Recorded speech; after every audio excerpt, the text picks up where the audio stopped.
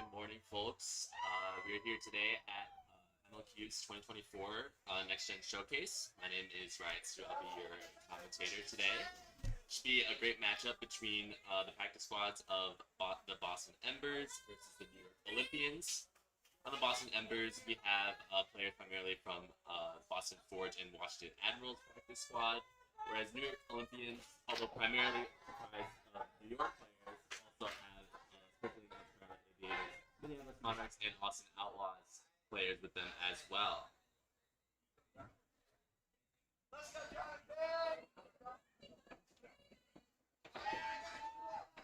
Got a lot of people in the stands here fired up to cheer on their back squad teammates.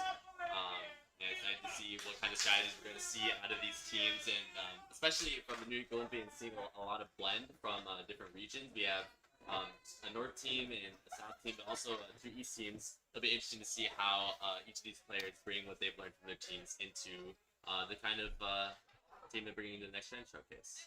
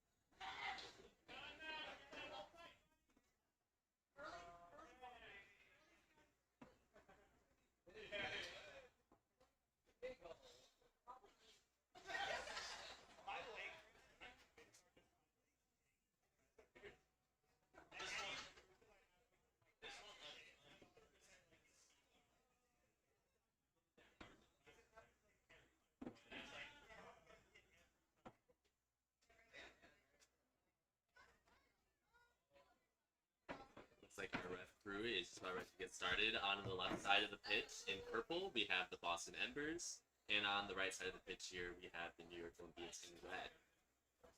They'll be running for the different playing balls in the middle, which include 3 dodgeballs and 1 quadball. The head-to-head race, and whoever is able to dish it back to the team and pick it up first will have control of that ball for the start of the first drive.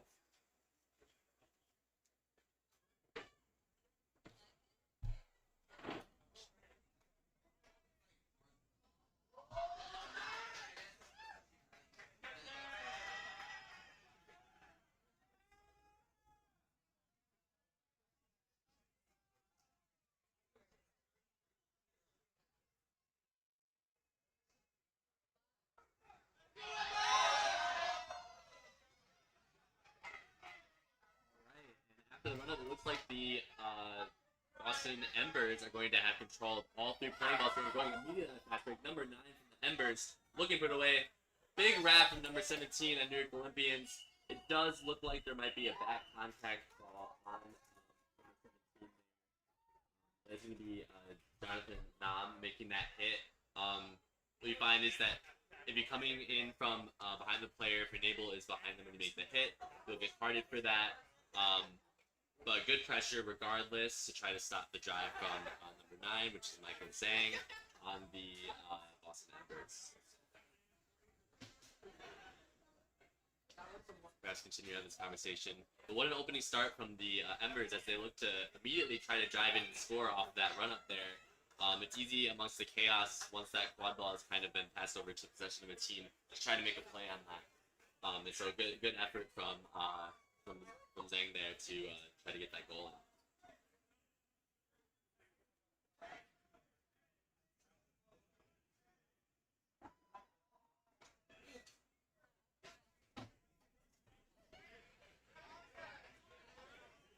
This is going to actually be 2 cards on the field. We have both player from Embers, number 14, which is Andreas Zalowitz, and also who we just talked about on the new Olympians eSport contact cards. We'll see what number 9 can do here in the back for the Embers. Should I break past this?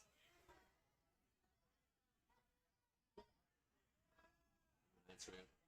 Gets a pass out over to number 12, but just slips through. The ground and the ball is still a little wet from this morning, so players will have to adjust to see if they make sure they grip onto that when they make those catches. Some beater action happening in the middle. We have a play here from number 17 at purple, tapped out, and now the Olympians are trying to settle into their first half court. Pass behind down to number 3, pass back up to number 17. Beat out there as the Embers are looking to run the other way. Good play from number 9. And that's first ball of the MLQ showcase with Michael Day showcasing that speed once again from the run-up. Also here again on that transition goal.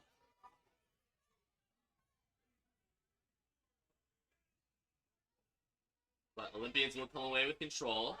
So we'll see how they can set up this second half court now that they have control and a little bit more time to get things set up after the chaos at the start.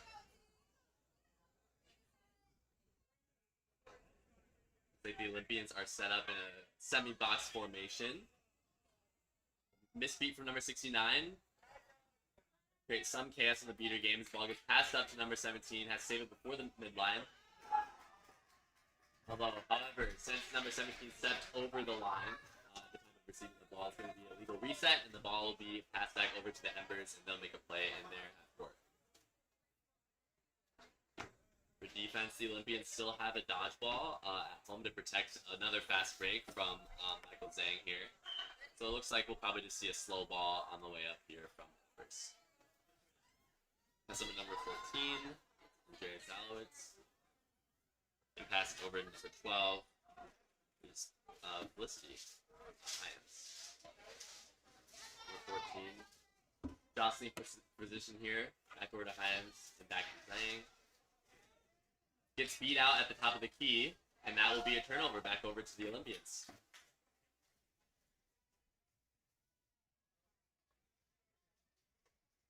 Number 17 looking to again jostle position in the back, gets tapped out, but it opens up a opening, and the shot just kind of goes awry.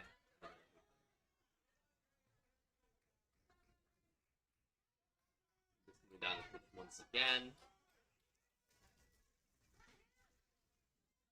For beaters on the Embers, we still have number 17, who's Justin Lock-in, along with Angela Saw. Angela taking an exchange at the top of the key, goes a little wide. Zhang looking to looks like Zhang just stepped back over the midline with the pressure from number 17. Great play from Jonathan Nam to try to create that pressure and create the turnover there. Sometimes even just like your presence be enough to get a player to step back over the midline and get that turnover to your team. Good block from Nam as well. And now we are back on an Olympians half court. Olympians will have control once again. We're going to tap out on number 99 on the Embers. Where they're able to reset and maintain their formation on defense. That goes a little wide off to the left side there. And the Embers will once again push forward here. So for both teams so far, we've seen a lot of kind of one-pass plays. Oh, as I say that, number 17 from the Embers makes a big jump play there to dodge a beat. But what we've seen from both teams here is kind of some one-look offenses. We'll see if teams can adjust to start passing a little more. So chaos in the beater game, balls are down. And addition dunk there, that's going to be Andreas Zalowitz receiving the ball on the end of the pass for a dunk there.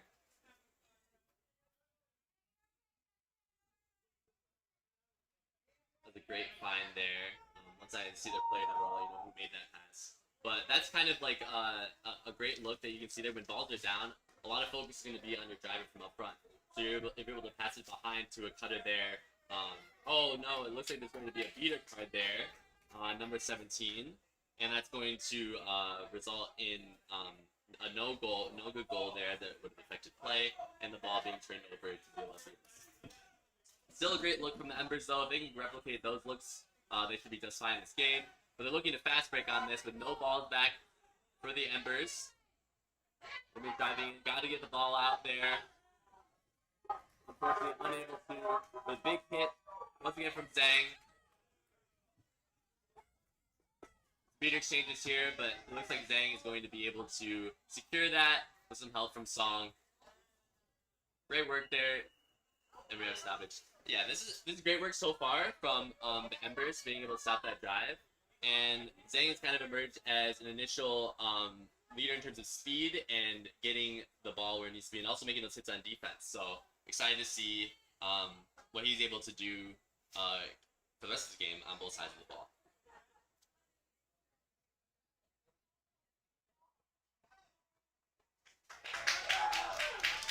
So there's no call on the play here.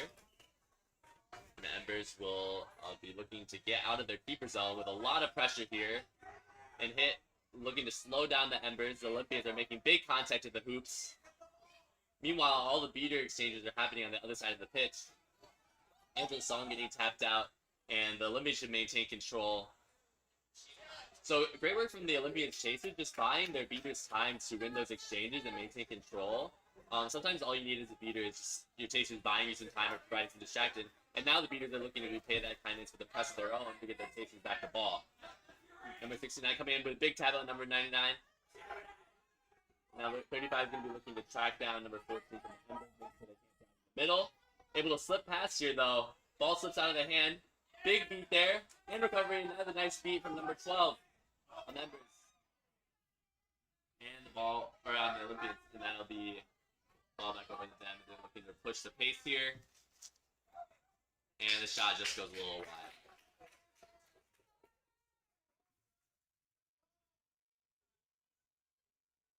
Yeah. Olympians beater number 69 is going to sub out. That was Aiden Curley.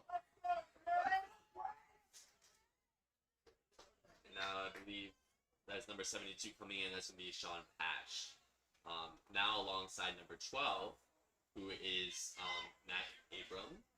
They had a great play on defense there. Being able to beat someone as they get the ball out and then recover your dodgeball and beat the next pass option is something that takes a lot of practice. And so it seems like they've had a lot of training over on the east side as they're able to also cycle dodgeball back to their teammate. There's a misbeat from another jump. Ball dished out, but looks like it'll come up as an Olympian ball. And this game looks pretty evenly matched so far. A lot of stops on defense. The teams are still trying to figure out how to play with each other on offense and find that chemistry in passing. As we have some beater substitutions here for the Embers.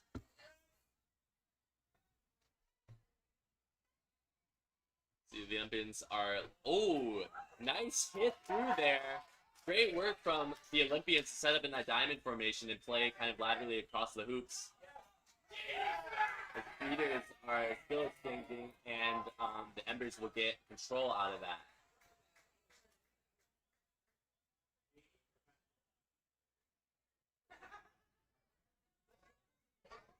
Big beater exchange there. The two balls are down for a moment.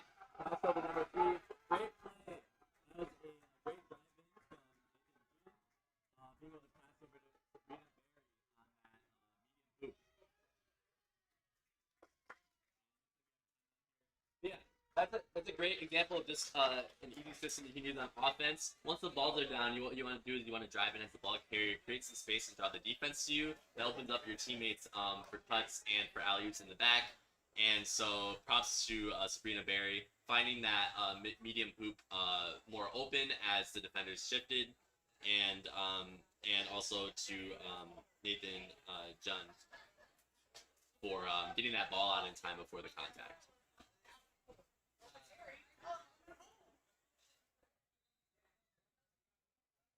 So outside of the chaser game, kind of finding the initial success has been from driving in and finding that cut and dishing over there.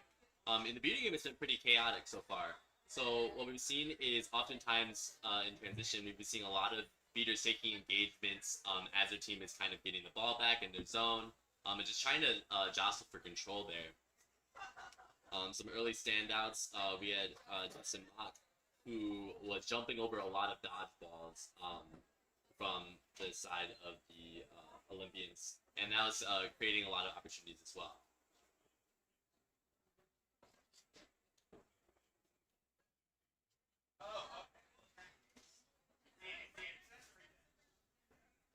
Also wanted to shout out the play of Mac Abraham, who they seem to have a good understanding of how to kind of cycle dodgeballs back to their teammates. So even on the one play where one of their beats had missed under the jump of Justin Mock, I am interested to see how they're able to keep their eyes on their teammate and get that dodgeball over to them. That's something you see at the highest levels of play, where you're making sure your teammate is protected in their engagements and making sure their dodgeball is secure. All right, teams had a quick moment to talk as a line and come up with how they want to attack this here from the offensive side of things. We'll see if they make any adjustments.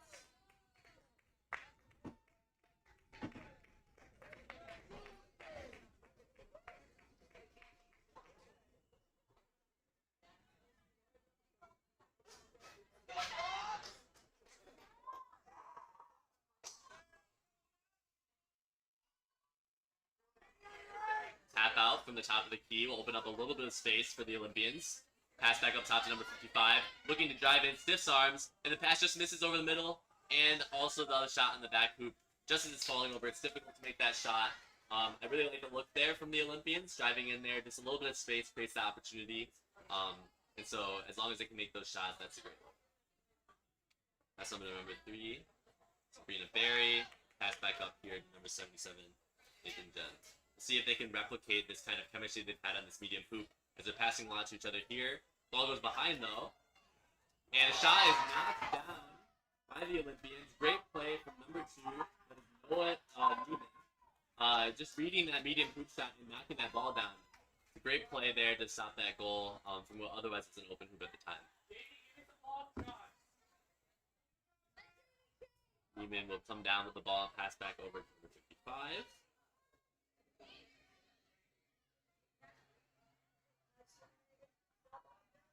Neiman back to Hamill, a little bit of a bounce pass there.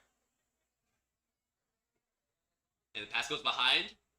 Medium hoop shot just wide once again. Now, Gunn will be walking the ball slowly, just trying to avoid that Olympians beater pressure as they back off and look to regroup.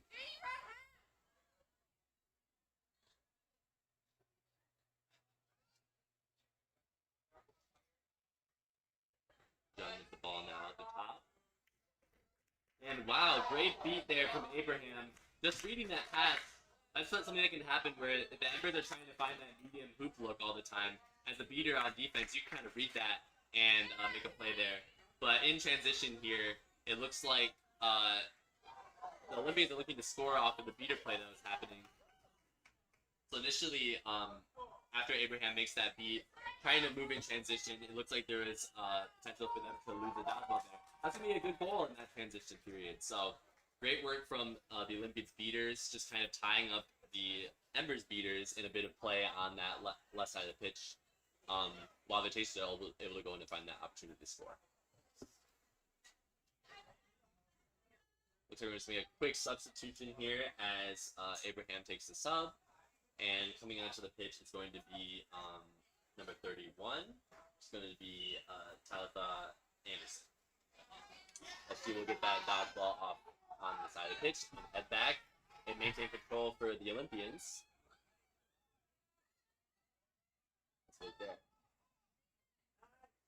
Gunn able to get the ball up, but it's intercepted there by number 55. That's going to be Chris Hamill making a great play there to cut off that pass. So now the Olympians will have control once again on their half court.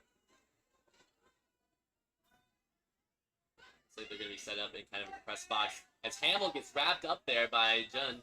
And yeah, and number 2 is going to be tapped out there.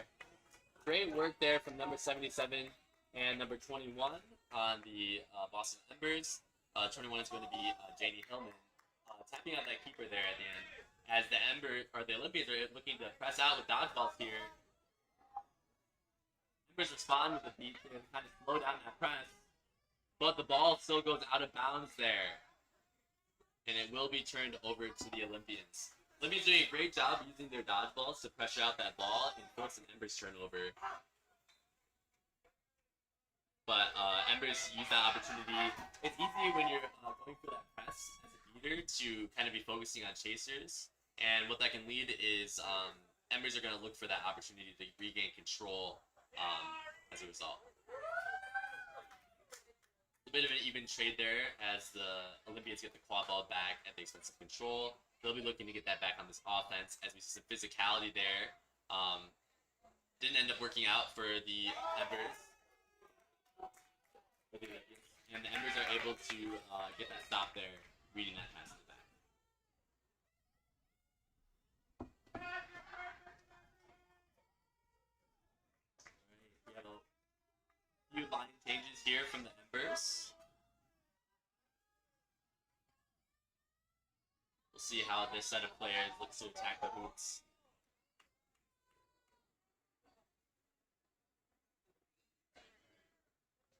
Passing up top in a diamond formation. Looking for that middle hoop shot, but it goes over to the side instead. Just kind of seeing where they can get a play. That pass is picked off, but regained by number 13 this time is playing theirs. Driving in here. Big middle hoop shot and scores. Great play there by Thomas Blatters. Being able to beat past that defender, draw the beat, but still get the ball in time for that shot.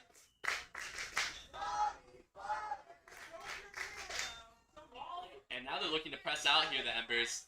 Good passing, though, from the Olympians. Oh, but picked off by number 13. Once again, on both sides of the play, Blatters once scoring, but now picking up the ball. And is looking to do the same thing. Beating around the defender, gets the ball in the back. Number 39, driving in, B-sides defender, and dunks it through. That's going to be Daniel Baronat. Great play there from both of those players, driving through the defenders and finding those openings on the hoops. Now Embers will also have control for this defense.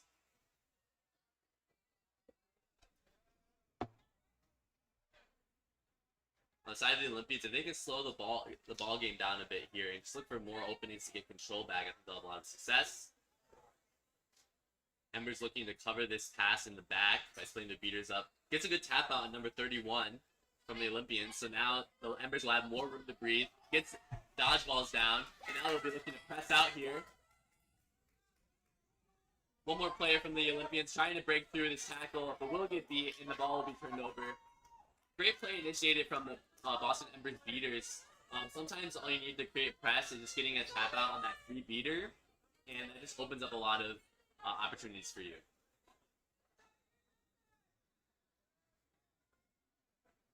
Ultimately, it'll be Molly French who ends up getting that last beat at the end there to get the turnover. Tapping out a chaser to get opening there. Pass goes to the back. Can it be saved? No, it's going to be a turnover out of the boundary line there.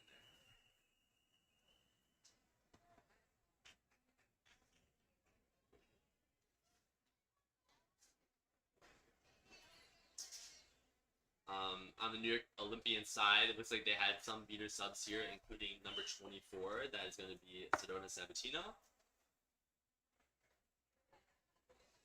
Still alongside 40, which is going to be Jimmy Jester.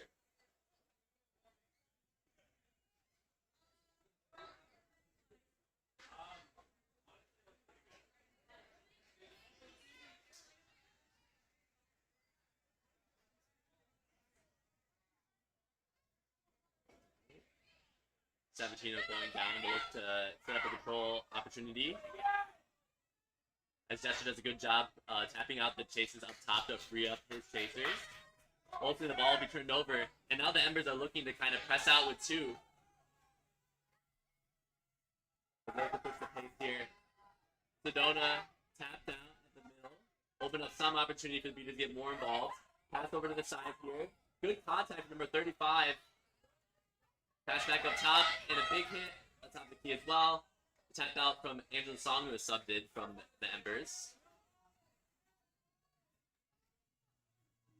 Pass back over to number 13. They're attacking from wing, looking to drive in for a shot. Shot goes low, and Song looks to help the beater part out, but looks like Gesture will be there to try to pick things up. Equal exchange. And Embers number 7 is going to be Molly French. Does a good job getting a dodgeball back to the Song. Beautiful. Great drive in once again from number 39. That's Barada. Or Daniel Barrett, excuse me.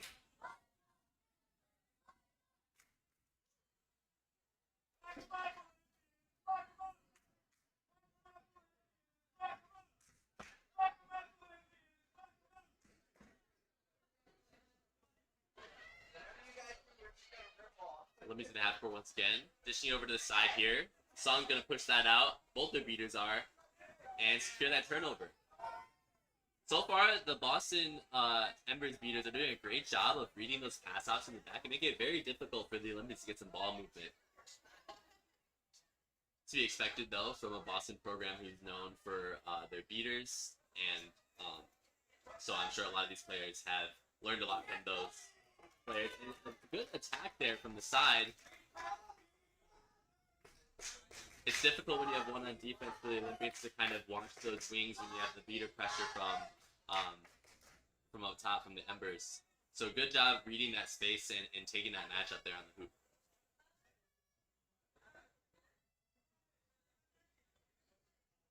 Olympians advance ball slowly here. Beater exchange up top. Let's see if Jester can get one out. Unfortunately, he's beat, so all balls will be over on the Boston Embers side. And the quad ball just about to roll out and just stepping outside the boundary line. It'll be a turnover with no dodgeballs the other way. So we have open field tackles here from the Olympians if they want to stop this drive. We got a hit from number 35, ultimately beat out, and the ball goes to the hoop from Paul Lovarnik. Driving in, kind of pushing through that contact, waiting for the beater to tap that out, so they're able to score that hoop. Meanwhile, in the meantime, it looks like the Olympians are able to gain control out of this. So it looks like Sedona Sabatino able to get a ball back and another one, it seems like. So great play from them on the other side of the pitch. And I'll see if the Olympians can change the pace of the game here, because the Embers have been fully in control with their beaters and too. And they start off with a shot on that middle hoop. Great work there. And the Olympians now have all 3 dodgeballs at their disposal. Let's see if they can pressure Song here. They just look to kind of play more conservative and not risk losing control here. But it's kind of momentum shift that Olympians need to start creating to get back into this game. If they're able to maintain control here, I think they'll have a lot more success breaking the kind of defensive pressure that Embers were able to create when they had to. Song over here on the medium hoop side, trying to exert some pressure and open up opportunities. Pushing that point chaser back. 99 with the ball on the Embers, passing back up to the middle. It looks like the Olympians will have the pressure with the dodgeballs. Good beat there from Sedona Sabatino. And number 35 is going to run with it here in transition. Another beat opening up the lane. And that is going to be an easy goal there for Jackson Bond. Making great use of their beaters, opening up that lane and driving through there. Yeah, great work from the Olympians, already starting to trend upward in terms of their goals scored.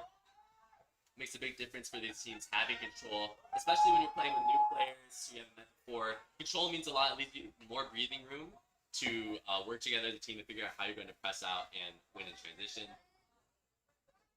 Good point pressure from number 55, Chris Hamill. But number 9 able to get around and get that shot on the middle hoop. Yeah, Hamill had some good pressure there, but ultimately got beat past there by Michael Zhang.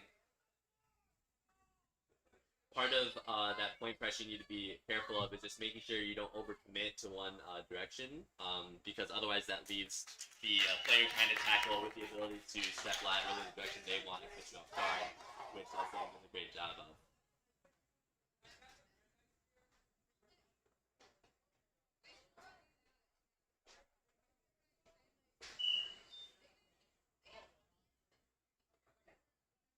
Notably there on that play, number 99, that is Caitlin Penny. She was able to kind of get in there and maybe even push off that hoop defender. I wasn't able to see for sure, but she was involved in the play as well. 75 in the ball. Ariana Gladstone. Passing back up the top of the key as dodgeballs flying in. The goal has not been called good yet. Refs have a discussion about that. It looks like number 5, Chris Hamill, thought for sure that went through the hoop, and so just drops the ball to play, assuming to score it, but the refs did not make a call. So we'll have to see what they decide here. If it's good goal, that's great. But otherwise, there we go. So yeah, it looks like Chris Hamill's right, was confident enough to drop that ball. Maybe they're going through the hoop, the goalkeeper was able to spot that. And now we're back with the Embers offense. Olympians still with control here. As we approach the 20-minute mark. So the Embers will be looking to get control back here for flag runner on pitch. Control of dodgeballs is very significant in that period of the game, as it'll be useful to stop the enemy seeker from catching. Boston Embers driving in, looking to push through that matchup there. That's Zhang back over to number 12. Back up to Zhang. Boston Beaters looking to make contact there on number 18, trying to get that ball out. Ultimately tapped out though, as number 18 makes good play there. That's John Kaiser. And great work from the Olympians chasers stopping that drive. Yeah, we see some good work here from both teams. Boston in the lead with 9 against Olympians 5.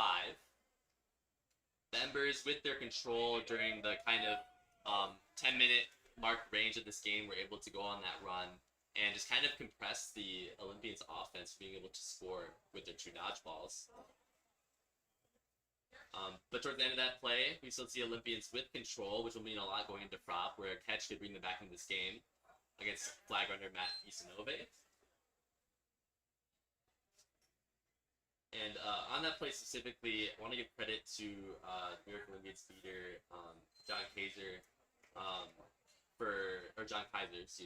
for being able to tap out a free beater there without getting his ball caught.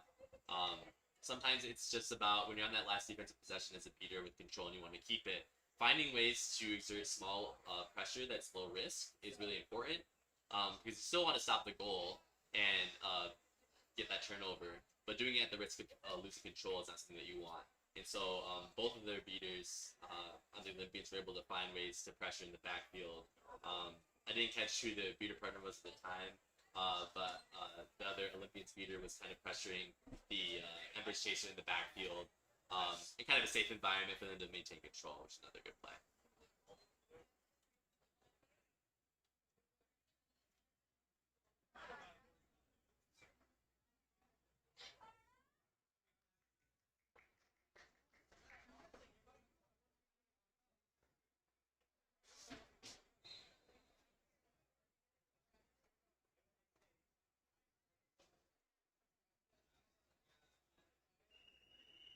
It's been interesting to see that this game has kind of gone from what was initially kind of chaotic at the beginning, a lot of fast breaks, and a lot of just like athletic play, like jumps from like Justin Locke on the Ember side, to kind of more of standard half-court offense and defense. It's still been very quick possessions, as the beaters have been looking to create press opportunities a lot of the time, but kind of less of that like fast break transitioning that we're seeing here at the game. As now the team's set up for their flag runner on pitch period of the game. We'll see how Embers looks to play this. They're going to be looking to focus on Seeker here and try to get back control. They'll play the quadball game. So get started here. So it looks like the Embers beaters are going to be looking for a quick tap on the Seeker they can, but it looks like the Olympians are looking to defend their Seeker here and make a tap out on that Seeker. But that might cost them control, as the Embers now have control for this flag runner pitch. The Olympians are looking to keep passing the ball around and look for an opening at the top. Meanwhile, the Olympian Seeker is in the midst of... I'm going to stop it here. But it looks like a quick... control exchange, but now it's flipped back over to the Olympians. So a lot of chaos right now. Unsure who is going to have dodgeball dominance at the start of this flag runner pitch. As the refs are looking to discuss a, it looks like, yeah, a swat-off pitch of that dodgeball is going to send number 6, that is Jade Gray, the seeker for Boston Embers, into the box. This creates a lot of opportunities for the Olympians, where they don't have to focus on using their dodgeballs on tapping out the other seeker. And so the Embers are going to have a tough time trying to get control back, especially with that ball being thrown back. Yeah, that's a tough call. With it being a dodgeball swat out, it looks like the dodgeball's going to go back over to the Olympians, which leaves the Embers with no dodgeballs. They're going to have to go over to the sideline. So the green one there, if you see that on the screen, behind the pressure from the Olympians beaters. Olympians with a good driving disc, and it's going to go and be go on the small hoop.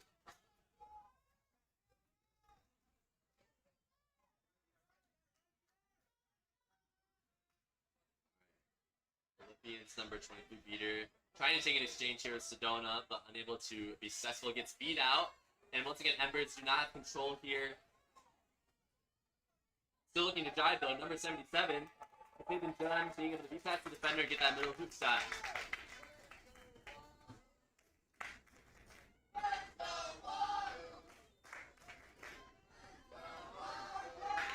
Good beat there from number 17 on the Embers, getting that New York Olympian seeker out of the way. As it looks like Jade Gray is going to be back in from the box. Getting tapped out though while the beater's not in the play. Oh, great catch from Sedona. Sabatino keeps control over on the Olympian side. Meanwhile, the Embers are looking to score here. Pass number 3 goes to number 32. Jostling for position from number 3 on New York Olympians. Going to dive in here. Pass back. Beats by the defender. Another middle hoop shot.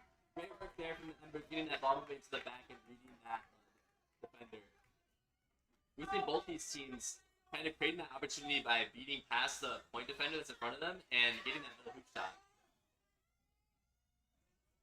Number 17 from the Embers, a good beat there on Sabatino to open things up. As now Jade Gray will have a lot of time here against Matt Isanove to try to get a catch for the Embers to shut out this game. You know, we have a quad ball turnover, it seems, over to the Embers. And there's a lot of open space with, I believe that's Nathan Dunn. We'll see if they can laterally move past his keeper who's squaring up to defend them from the Olympian side. And goes left, opts slowing down, but then accelerates and be able to read that median hoop being open. Sabatino here has immunity, so that beat is not going to be good. It should be clear. Sabatino should be clear on this play. I think that air. Oh, perhaps not. Look at Sabatino is going to be called beat there. Fans not happy about that call, it seems.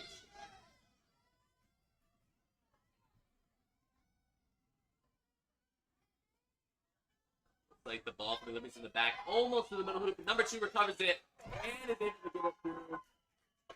Let's see what the refs are going to have a conversation about here. Potentially seeing if the other Olympian chaser who initially got the ball to Noah Neiman was off broom or not at the time of the pass. But good work from Neiman, able to recover that missed shot initially to try to get another play there.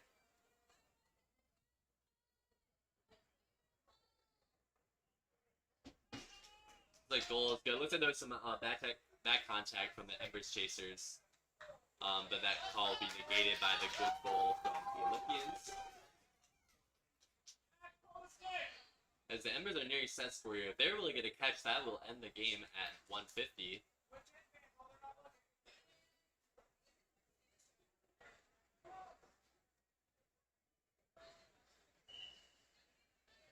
Embers with the ball here coming up.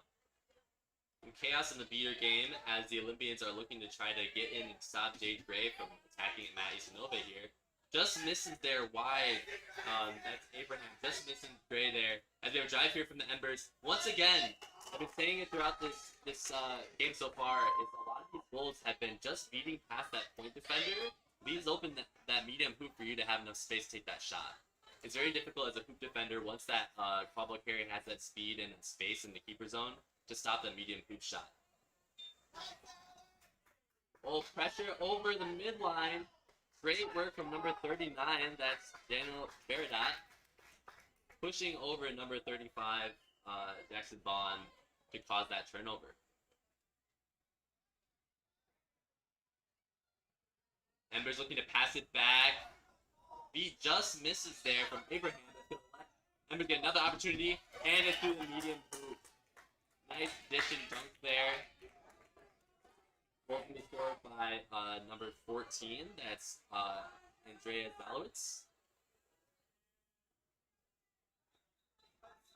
Meanwhile, the Olympians looking to try to catch here. That's number 17, Jonathan Knob, trying to make a play, but looks like he's no able to. Down in the meantime, once again, the Boston's defensive pressure has been just extremely heavy on the Olympians at this midline. They've gotten, I think, 3 turnovers there. Now we have another drive in.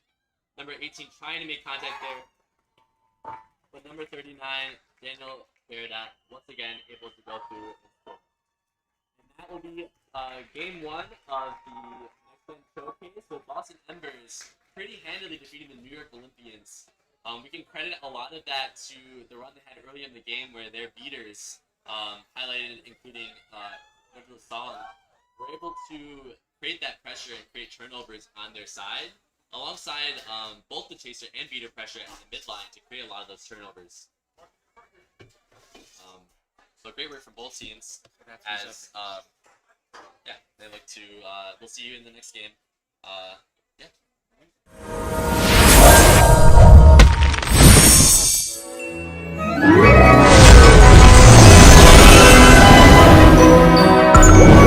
Well, yummy fun with 4D gummy blocks. Amos.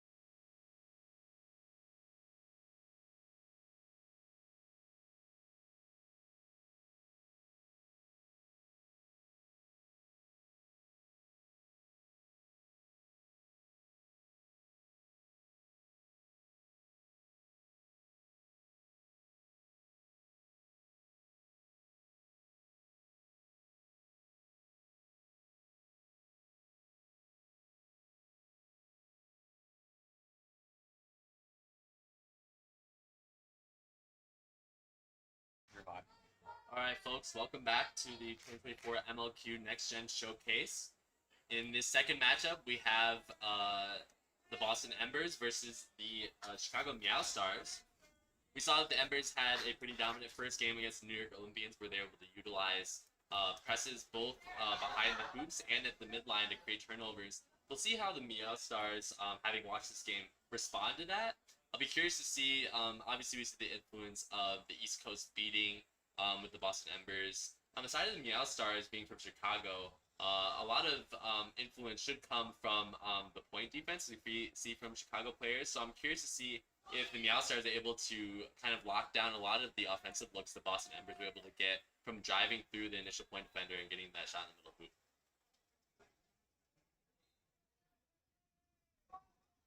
Players getting ready for another run up here. We'll see who's able to come out with control and with the quad ball.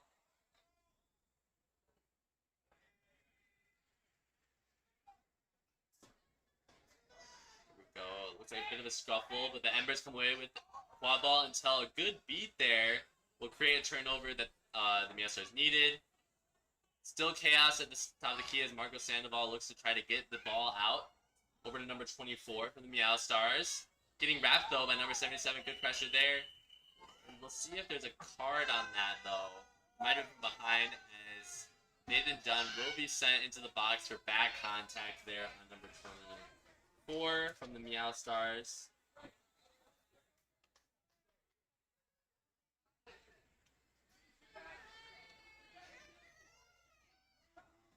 Alright, that's going to be Balik with the ball. Looking to try to take this space after drawing that contact card.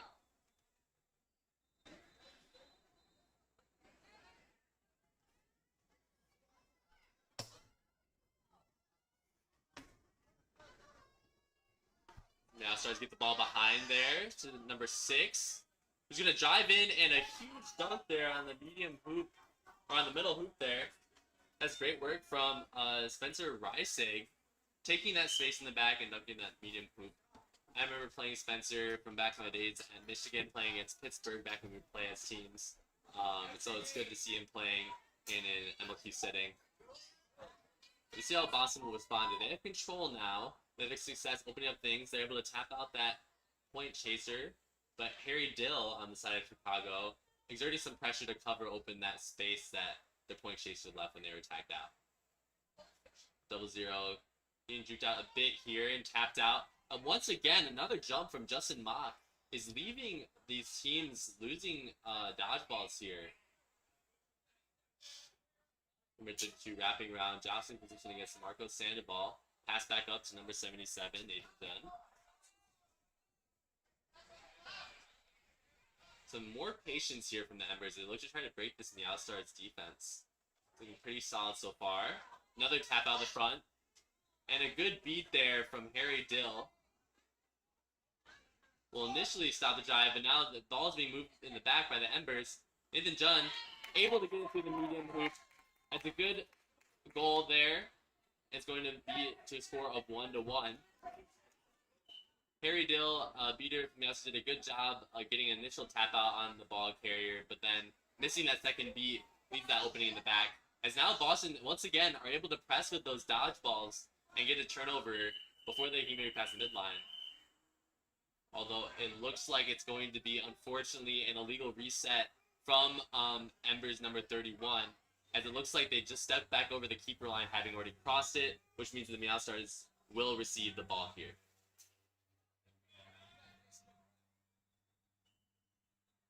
Meow Stars coming down the pitch with number 0, that is Lila Arena, with the ball. Pass down over to Marco Sandoval. Able to dodge past that defender there. Pass into the back here. See Nathan Dunn able to make great contact there. And that is going to be a turnover for the Embers. Dunn being able to make those hits on defense has really been a difference maker here for the Embers in both of these games, both here and against the Olympians.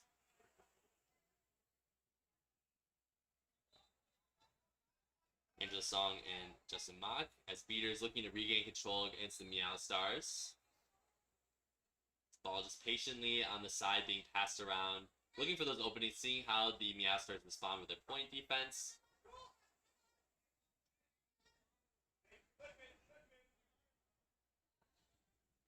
Oh, beat exchange there. It's going to leave Harry Dill a little bit of time to have to reflect himself. He's back in the play now.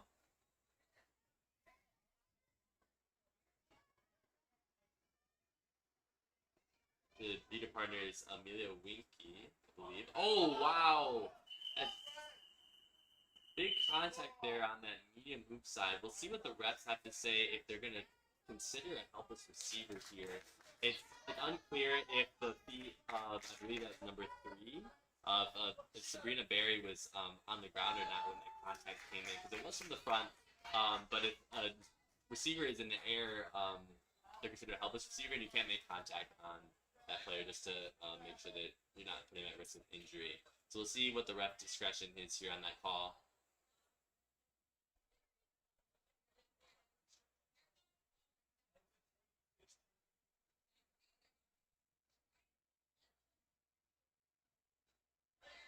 That is going to be a red card on the Meow Stars player for a helpless receiver there.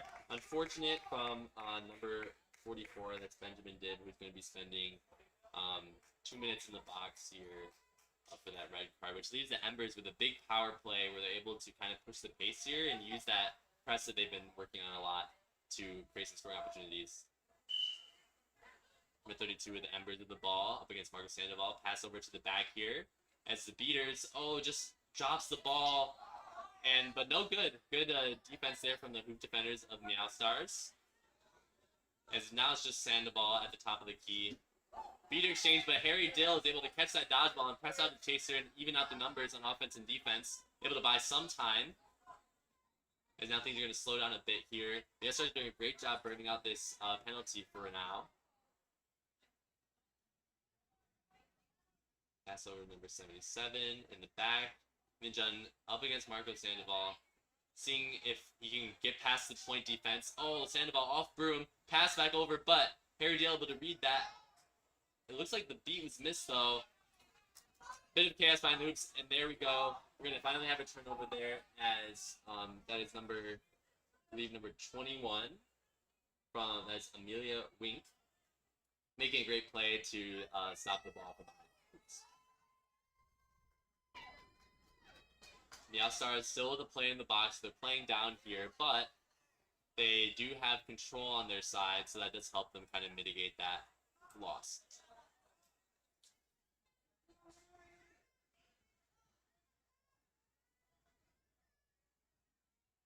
We got Spencer with the ball. Pushing in a missed beater exchange there. It's going to lead to control for the Embers, who are looking to press out.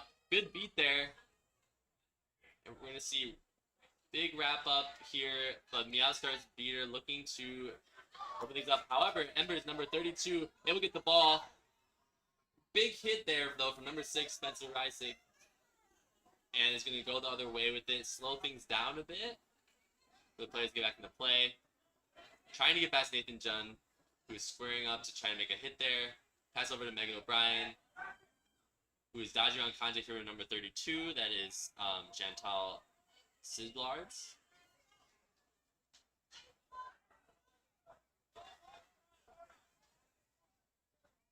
The All-Stars finally have their full line back in, so they were able to burn that penalty pretty effectively there. It's a great work from them. A missed beater exchange, though, is going to leave Chicago without a dodgeball for some time. Spencer Rice trying to beat around the pressure. Dishes the ball back up. Megan O'Brien trying to get there, but a good beat from Angela Song will open up an opportunity for number 39 to come in, and easy transition goal there. No dodgeball total from the Meow to stop that jive, and that's going to be a good goal for number 39, Daniel Beradat. We saw Daniel Beradat was making some good transition plays in the first game, and it seems like they brought that energy against the Meow Stars as well.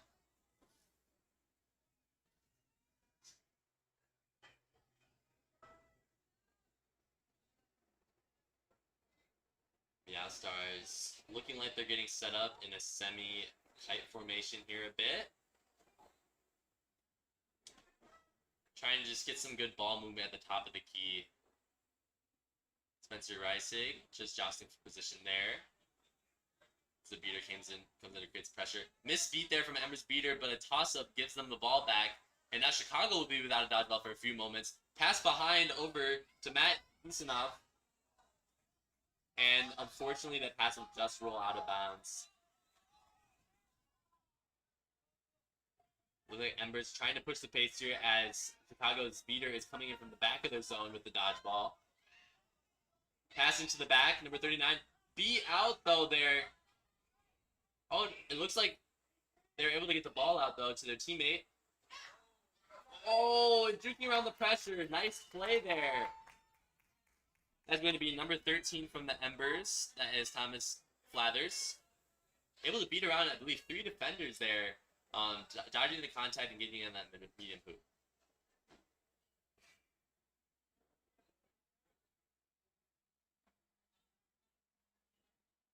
Yeah, a big thing about on offense there, when the defense has only one beat and they're coming back into play, sometimes it's about drawing that beat and getting the ball out to your teammates, which is what the Embers are able to do.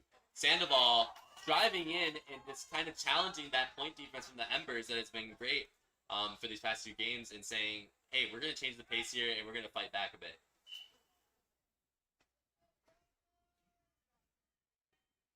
Embers with control coming down the pitch.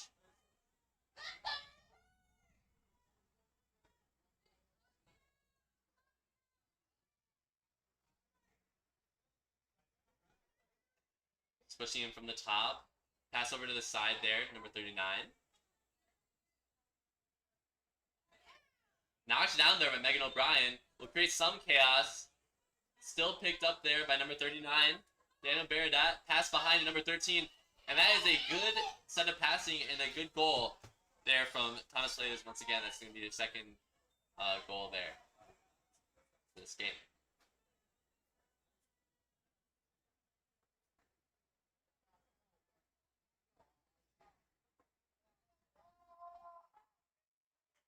Sandoval trying to direct some offense downward. Goes for a middle medium hoop shot. Nice play there from Sandoval. Seems like Sandoval is trying to find those kind of gaps in the defense right now to get some momentum back and try to tie this game up.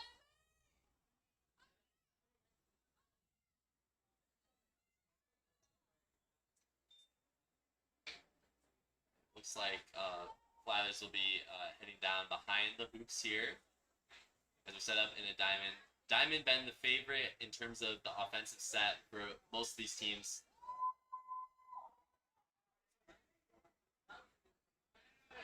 The Outlaws beaters fighting for control. Embers will maintain it.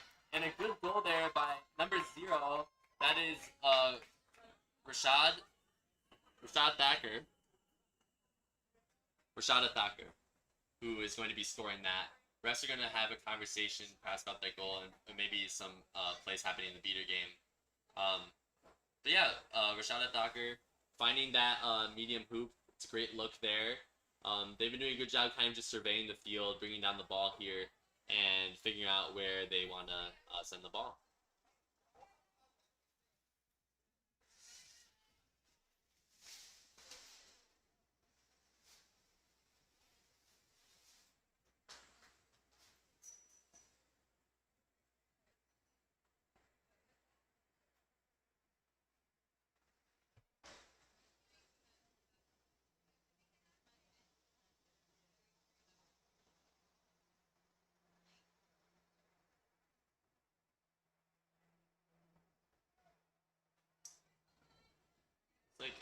Unsure if there was a call on that play. Looks like there's no cards given out, but it seems as though control will go over to the Embers, and they were able to secure that.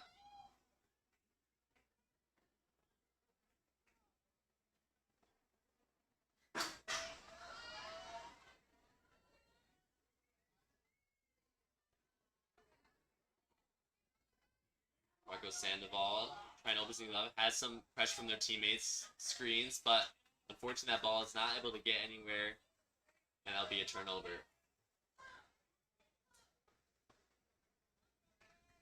Embers maintaining control, and they'll be using that on their offense here.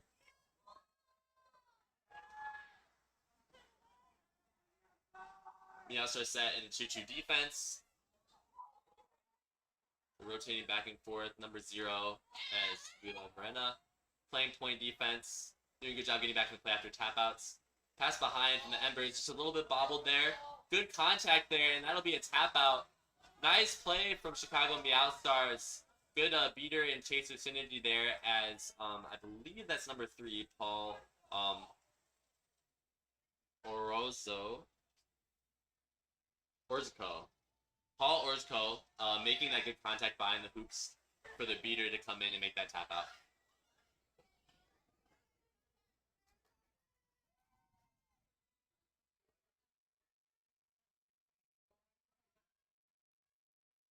Megan O'Brien and Harry Dill, beaters for Meow Stars, trying to just get some tap outs at the top and look for a control play. Megan making contact here at the hoops. Good tap out from Harry Dill, but Harry will also be beat in return. And Megan O'Brien rips the ball away and be able to come away with at least one, but Embers Chaser is able to make good contact behind the hoops and stop that jive.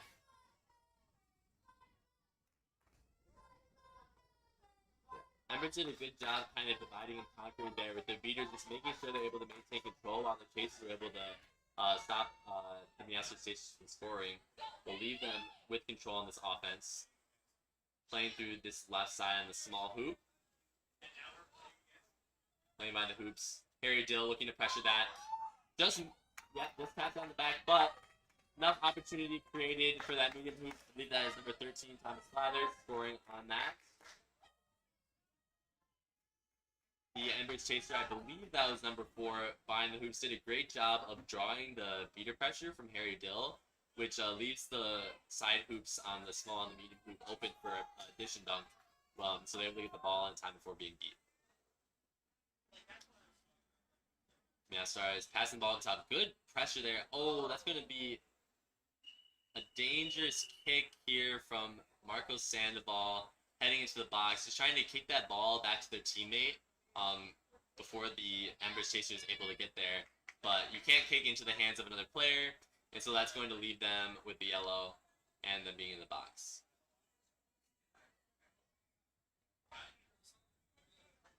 Embers now with the ball, a lot of space in front of them now, as I don't believe Meow Star's beater is in position with the ball here to stop this drive.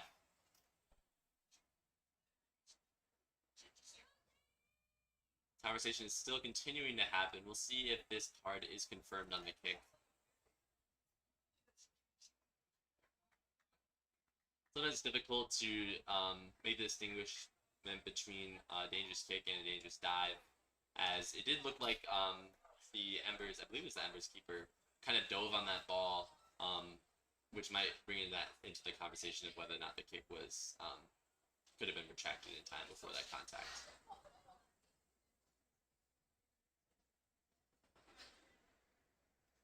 Looks like, yeah, Sandoval will be going to the box for that dangerous kick. And now Embers will have a lot of open space in front of them to make this drive. Going in, number 76 trying to strip the ball here from the Embers, but a pass on number 4 just bobbled. And, oh, 76 making that contact. However, that is going to be contact from behind as they hope to make a defensive play there, which is going to leave 2 Chicago players in the box. Good hustle for Miyaso to get back into play. Sometimes it's just about breaking down and not making that contact, kind of just like shuffling laterally and containing them so you can make a better and more legal hit.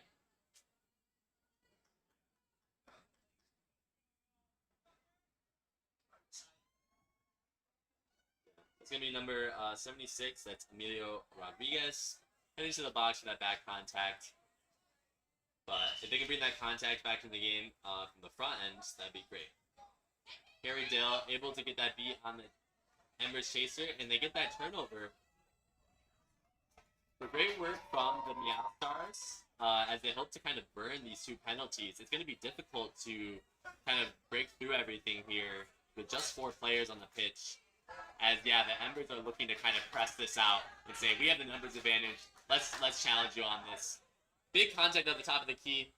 And that's going to get Embers that ball on the fast break. No dodgeballs home from the Meow to stop this drive.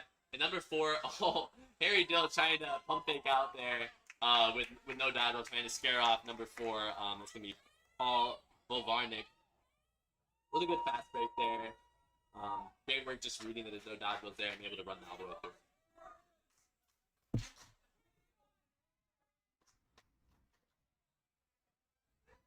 Now the Meow Stars are back to 5. Still at a numbers disadvantage against the Embers. But it looks like that penalty just got burned. And so they should be getting another player back in soon. Spencer Reisig with the ball at the top.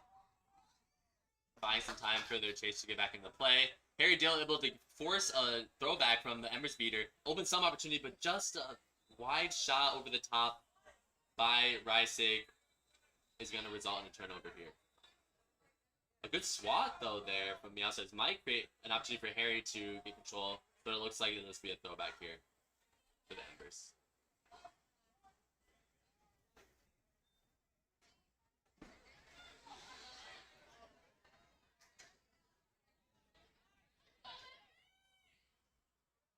Embers passing the ball around on the medium hoop side.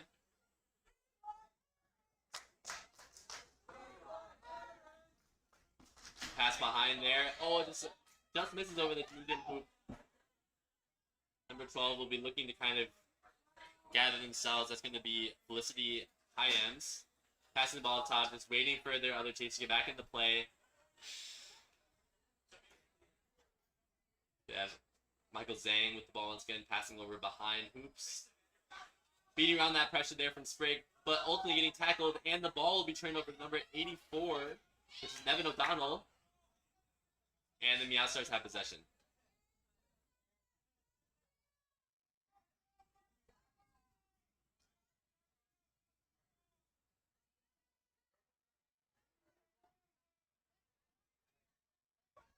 Ready for it, passing over to that medium hoop side from the Outstars, back to 84.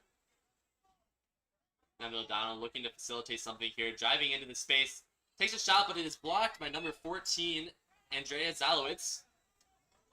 However, the Meow Stars will maintain the ball, and it looks like there might be a foul, potentially in the beater game. We'll see what the refs have to say about it. But, yeah, great work from Nevin O'Donnell taking that space at the top of the pitch. But also equally great work from Andrea Zalowitz reading that shot and getting just a tip on it to slow down the Meow Stars.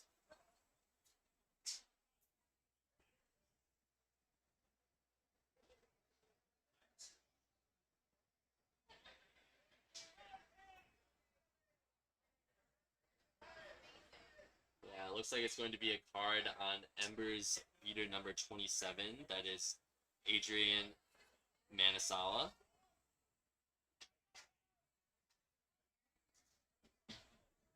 It's going to leave Meow Stars with a bit of an opening as Nevin looks to create space. Just fumbles the ball a bit here. And is getting grabbed at the top. He's able to get out of the contact, but can they get the ball out to Sprigg here? Looks like this big pile up here. As the Meow Stars beaters are going to be looking to see if they can get control back. Which they will. Potentially. As now, but it looks like Boston Embers beaters were able to maintain that control even with their other beater partner in the box. Great play from them. So Meow Stars will be acting with one dodgeball on defense. Good contact there from Nevin will result in a turnover. Megan O'Brien with the ball heading down with some speed. Able to dish the ball out to Spencer Reisig. And the shot is just above. So Meow Stars will get control off that transition play. Good work from Megan O'Brien. Drawing that contact and dishing the ball to Spencer. It's a good look there. It's just a little miss on the shot. Embers coming down the pitch here. Looks like Angela Song's beater partner back into the play now. So Embers back at full strength. Miss Song and Manansala from the Embers beaters looking to get control back here. Zhang down over to, I think that's Jade Gray. Driving in. Oh, just missed on the medium hoop. Way to take space there. Just a little inaccurate on the shot, but if that shot goes in, that's a great look. Meow Stars with the ball, though. The score is at 7-3. Embers still kind of in the same spot they were in Game 1. We're able to dominate just the initial part. We'll see how things change as we enter into the prop period here soon. But Meow Stars will hopefully look to kind of close that gap a bit before that and look to make a count. Sandoval driving past here. Tries to dish the ball out to that left side. Does not get anywhere. Embers able to recover it. Good play from number 23 on Harry. That's on the outside. It isn't Harry Dill. But the Meowstars beater was able to hit that ball back just before getting beat to avoid a fast break.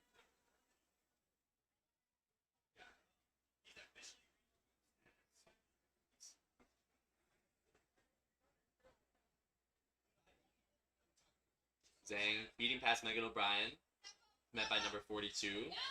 Good block there from the Embers chaser, but also equally good contact there from Meowstars, able to stop that from happening. That's great play from number 42, that's Aaron Jin.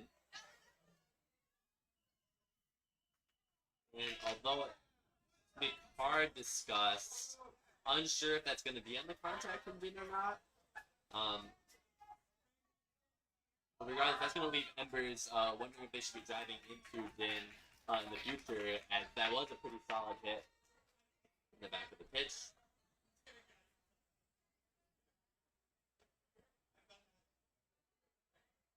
And although this team is called the Chicago Meowstars, I'm also seeing there's a few Toronto players here as well. So Aaron Jin representing Toronto well.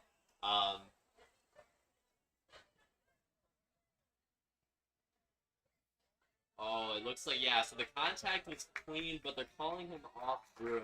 Which, when you're off room, you can't be making contact with other players, so they are going to be in the box. Now Zhang behind the hoops here, probably going to look to take this matchup with Megan O'Brien. But decides to pass away here to Jade Gray. Jade passing back up top, number 14, Andres Salads. Jade's looking for that cut to Jade. Oh, actually, it's a good shot on the medium hoop. Good look for them just reading that hoop was going to be open with the chaser being gone from the Meowstars and gets that shot in.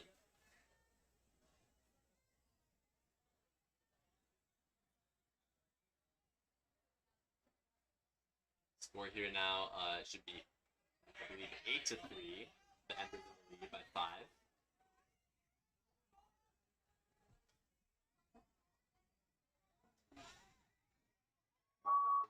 Trying to direct a bit of offense for the Meowstars. Pass behind here. It takes them to beat them out there. Making contact, but able to strip it out. 42, yeah, pass back over the top. Number 0, beating around the pressure. Number 3, though, from the Embers, relentless in their pressure. And that's going to be still the Meowstars ball. Marco's looking for that shot. And that's going to be no good. There may be a contact call on number 3 from the Embers. That's Sabrina Berry for some potential back contact on that pileup. We'll see what the rest have to say.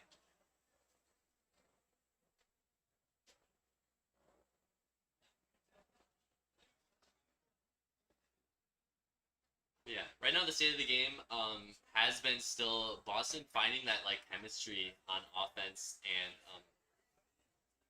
yeah, that is going to be that illegal contact the neck from number 3, Sabrina going in the box. But the Embers have been doing a great job on offense to kind of find looks and great passing.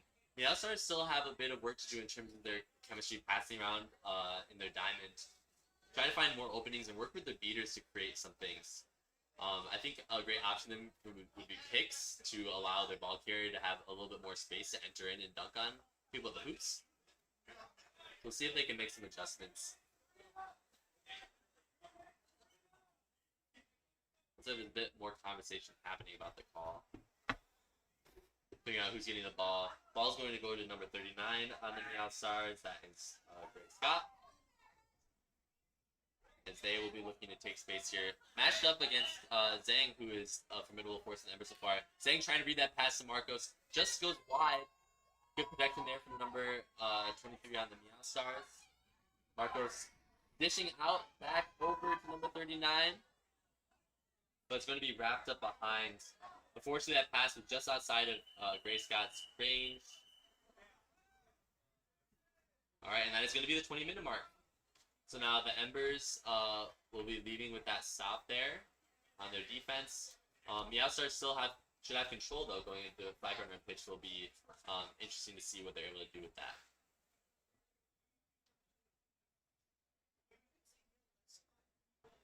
Yeah, what we've seen here is with the Embers still being dominant in this pre-flag runner pitch period, their way they've been attacking the hoops has been a bit different from how they were attacking against the Olympians. Against the Olympians, it was a lot more of the ball carrier saying, I'm going to take this matchup of your point defender against me, and I'm going to beat around them laterally to open things up and force a beater to come to me so I can either dish out or I can just take it right to the hoops and no one's going to challenge me there. And what we've seen here is we've seen some pretty good point defense from the Meowstars. Being able to stop those driving looks. It's been a lot more of like dishing and dunking passing from the Embers or pushing in transition. The press from the Embers is still strong as the Meowstars haven't been able to adjust to that quite yet. But we'll see how things change in the flag runner round pitch period.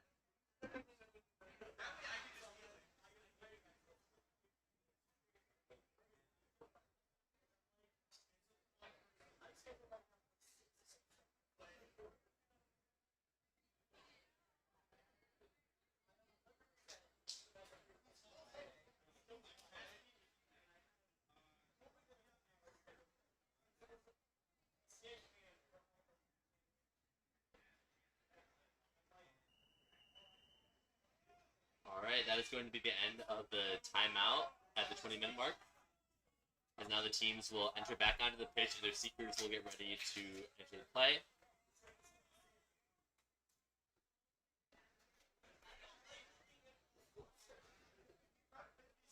Looks like Embers will be starting a different seeker at the start of this. In game 1 it was Jade Gray, and I believe I called the number. I thought that might be number 4, which is Paul Lavarnik. It's going to, yeah, there's Paul on the sidelines cheering him on. And they'll be matched up against Matt Usanov for the Meowstars.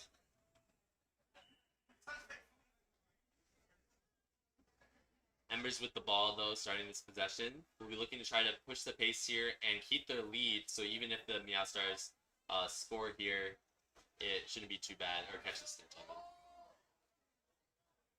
Good beat there from the Meowstars to give Isanove one look, tapped out there on that side. As the Meowstars get one home, and Harry Dill should be able to get that dodgeball on the left side. Good goal from number 31, though. Just pump faking, getting that jump and score. That's going to be Julian Pichet.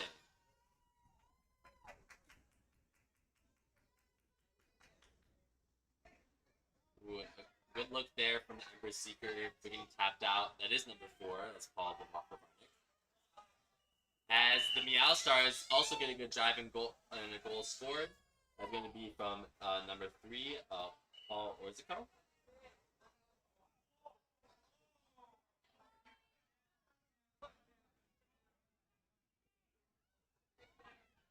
Number 77 from the Embers, driving in, speed passing mismatch, and using their speed they've shown throughout these couple of games to their advantage. That's me, Nathan Gemma.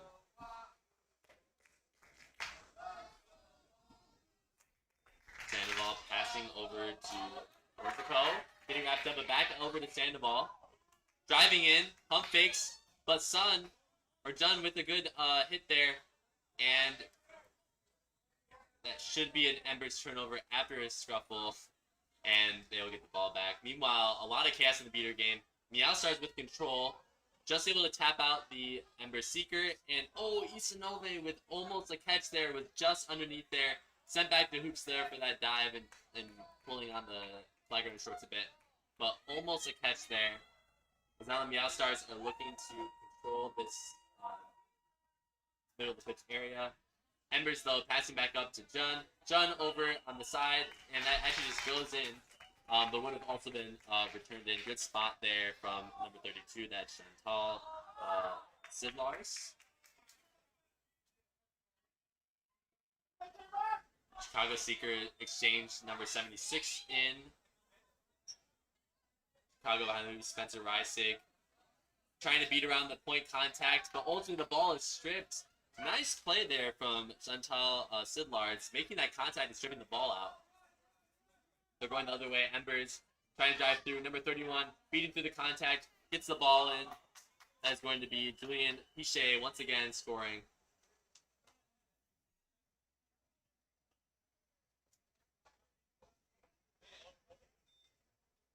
And it looks like there's going to be a card here on...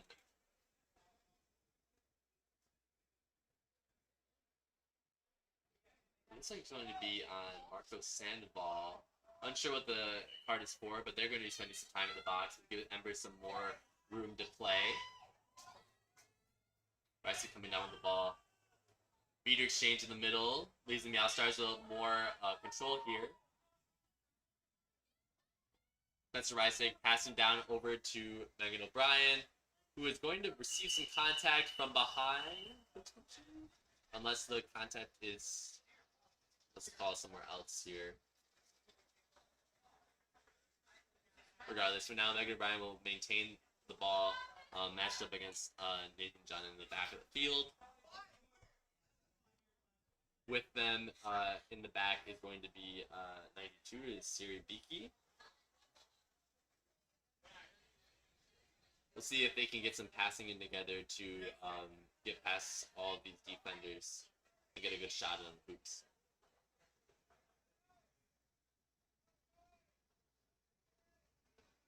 And there's going to be a Meow Stars timeout as they look to try to kind of regroup here. As the Embers have been looking dominant once again in the flag runner on pitch period, making use of all that contact and speed to rack up the points scored.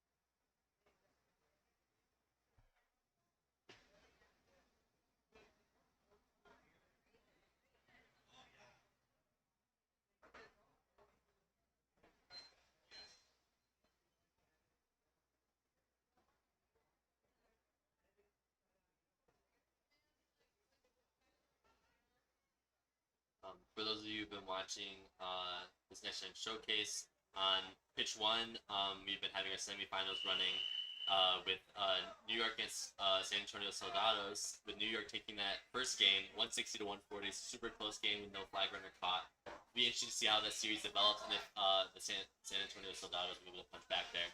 But now we're heading back into our matchup between the Embers and the Meow Stars. We'll see what the Meow Stars have drawn up in terms of how they want to adjust play here and try to make up this deficit. Sometimes you see teams in this situation decide, instead of going after the flag runner here, the seeker on the other team, just focusing on quad ball and trying to help their chasers get more scoring opportunities. But it looks like in the back of the field, Megan O'Brien getting wrapped up, and the ball will be stripped away, and the Embers will take it.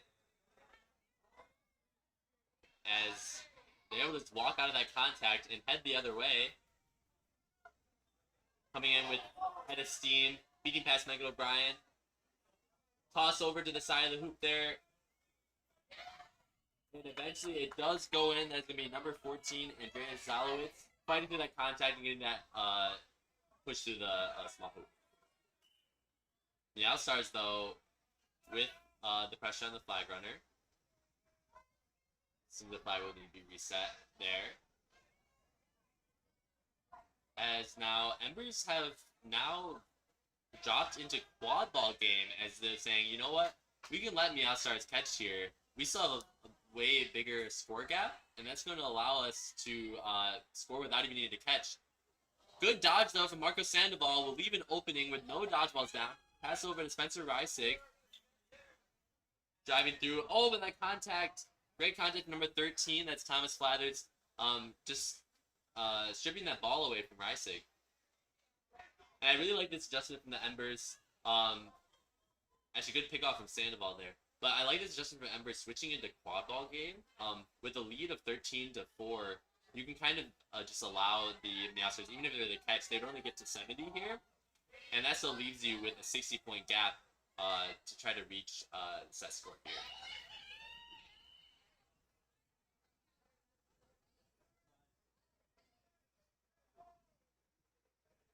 Looks like Sandoval will be sent to the box for making ref calls here. Unsure what they were disputing. Maybe there's some contact and stuff.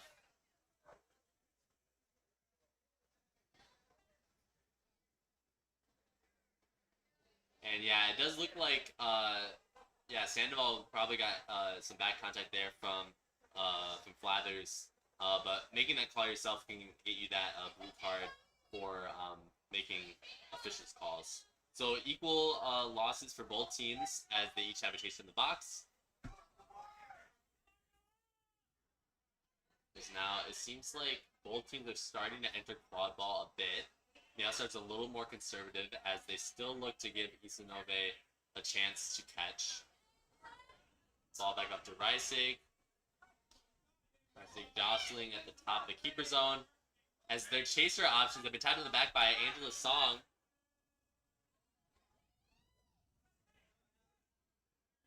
As that Song will make a beat and Reisig is tapped out. Good play from Song.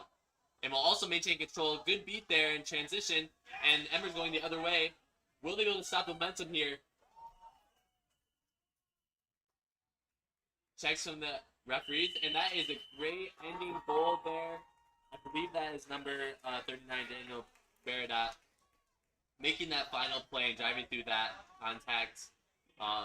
Great work from Angela Song. Opening that up by creating the turnover, maintaining control for the team, and allowing that no dodgeball situation for Baradat to go on and score. So that's going to be game 2 with the Embers taking the game 140-40. And next up, we'll see the Outstars playing the New York Olympians, and we'll see who ends up going into the finals there with the Embers. So we'll see you then.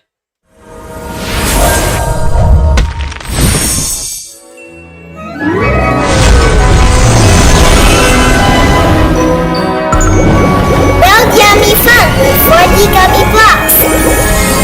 Amos.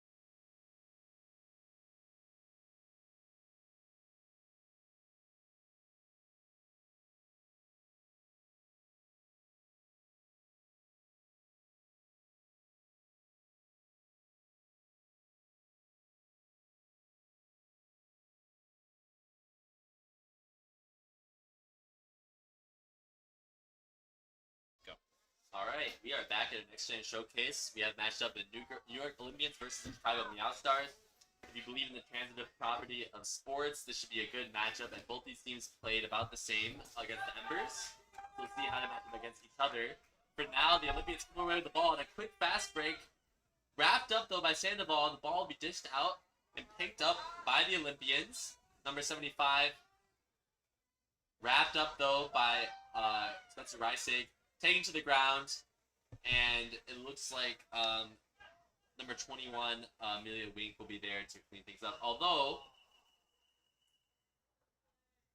yeah, I was thinking that it was going to be cleaned up. It looks like, yeah, number 17 on the Olympians just didn't know that there would be, so Jonathan Nam is just going to be called off group for that, and the ball will be to the Outstars. Olympians get control back for now. Harry Dill will be looking to contest. Gets beat, though, on that challenge. And now they will be looking to press the Olympians. Ball gets dished back to the side. A shot just underneath. And will be picked up by the Olympians here. Olympians number 75. That is going to be Ariana Gladstone. Goes for a shot there, but just tipped. Good defense by the Indian Stars troop defenders, and that is not the keeper zone, so that won't be a turnover. It's difficult to tell with the lines, but Marcus Sandoval looking to go the other way. An open field, tosses it through, but potentially getting a card for delay of game.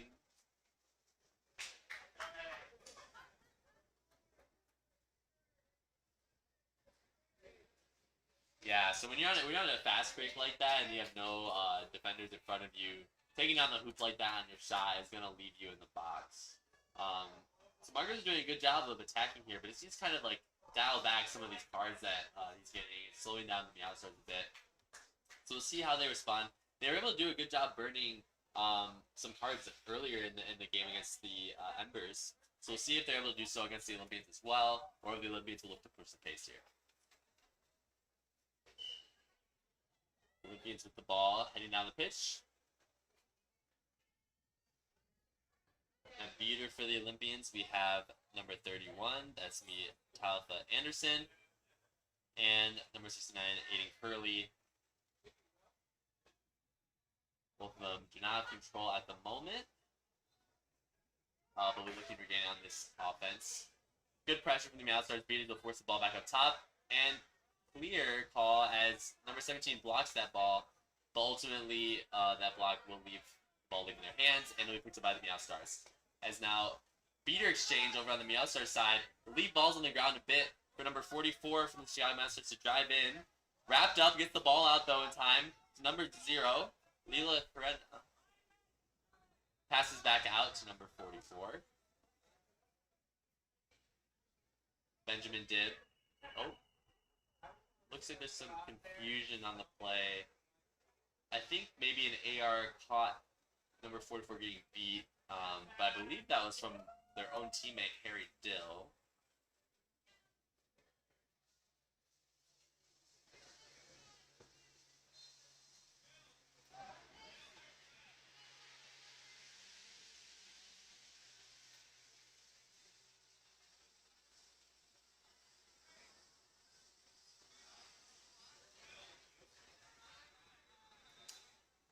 The Outstars beaters on the pitch is going to be Harry Dill, number 77, and Harry Vans, number 23. The line of Harrys. See if their first-name chemistry can bring them lead in this game.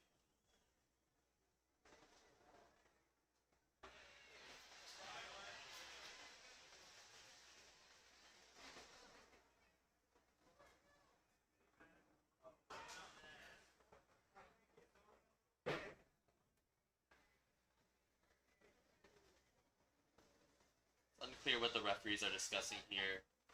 Just wanted to highlight play from Talitha Anderson. Taking an exchange on the Chicago Outstars side of the pitch. Although it's not necessarily advised to be taking those duels on the opposite side of the pitch, sometimes it's important to check your opponents and duel them in areas where you might expect it. So, but we are going to see here is a yellow card on, I believe, number 17. it's going to be Jonathan Nam. He's making contact from behind on the Meow Stars chaser. That should open things up here for the Meow Stars to create some space. Megan O'Brien is open on the small hoop side of the pitch. So if Leila Herrera is able to see that pass after driving in, this should be a good look. They're driving it around the side. Megan calling from the side. Gets it. And it's good. Great work from Leila Herrera, seeing Megan O'Brien on that small hoop. Able to get the dish and dunk there. And that will mean a 2-0 lead for the Meow Stars.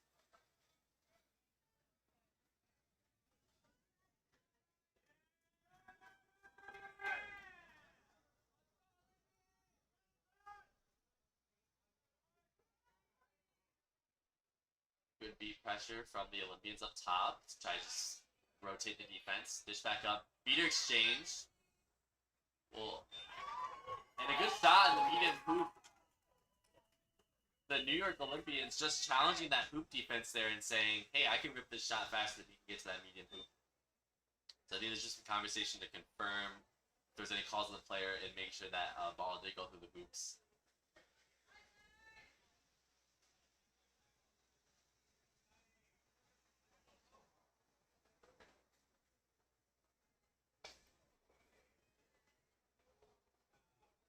To be a conversation with the Meow Stars beater, just making sure. I did see that Harry Dans did try to stop that goal being scored by tossing up the dodgeball and trying to knock the club off its path, which is something that you can do as long as you release the ball out of your hand at the time.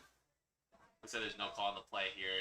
Will be a good goal from the New York Olympians as they look to reset on defense, just applying a little bit of pressure at the top. And now the Meow Stars coming in with new beaters. And now Herrera passing over to Isanove. Isanove getting beat. It's going to be called beat before that pass. That turnover to the Olympians. Looking to go the other way. But without control. So we'll see how they look to regain control here. Looks like they are bringing back in number 12, Mac Abraham.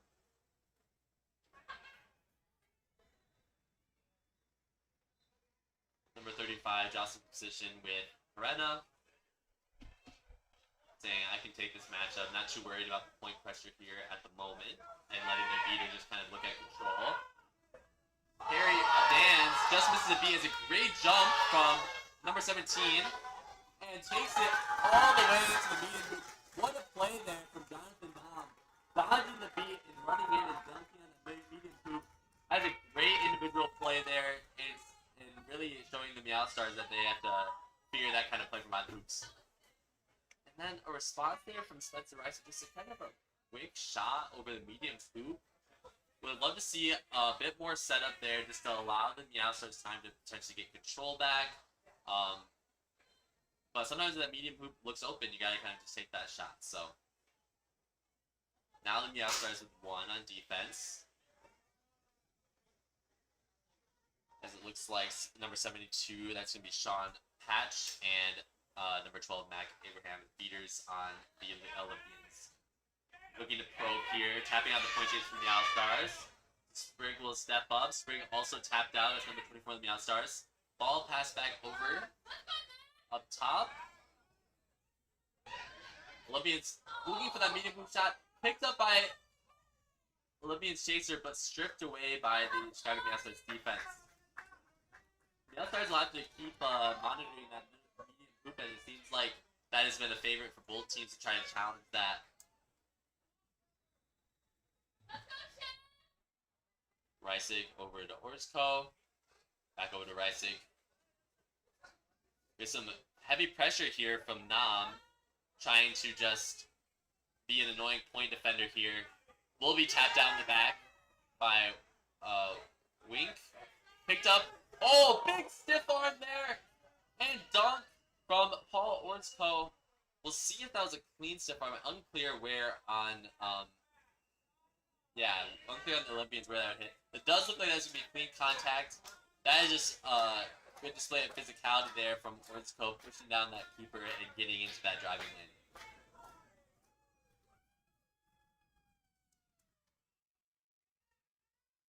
Score should now be 30 for the Meow Stars against the Olympians 20. And again, it looks like Orsico is pretty confident in this physicality matchup, looking to try to create pressure again. Will ultimately drop back and settle into their defense. Meanwhile, a lot of beater exchanges behind the Meow Stars will leave Abraham tapped out. So for a moment here, Meow Stars have the opportunity to play 2 beaters against 1. And that medium hoop, no good on that shot. And we will see if there will be a hoop dislodgement call or some other call here. But this has been the narrative of the game so far, is medium hoops or middle hoop shots. And we've seen some very success so far. A lot of errant shots that we've seen from both teams. So if they're able to clear up the accuracy on that, those looks are there.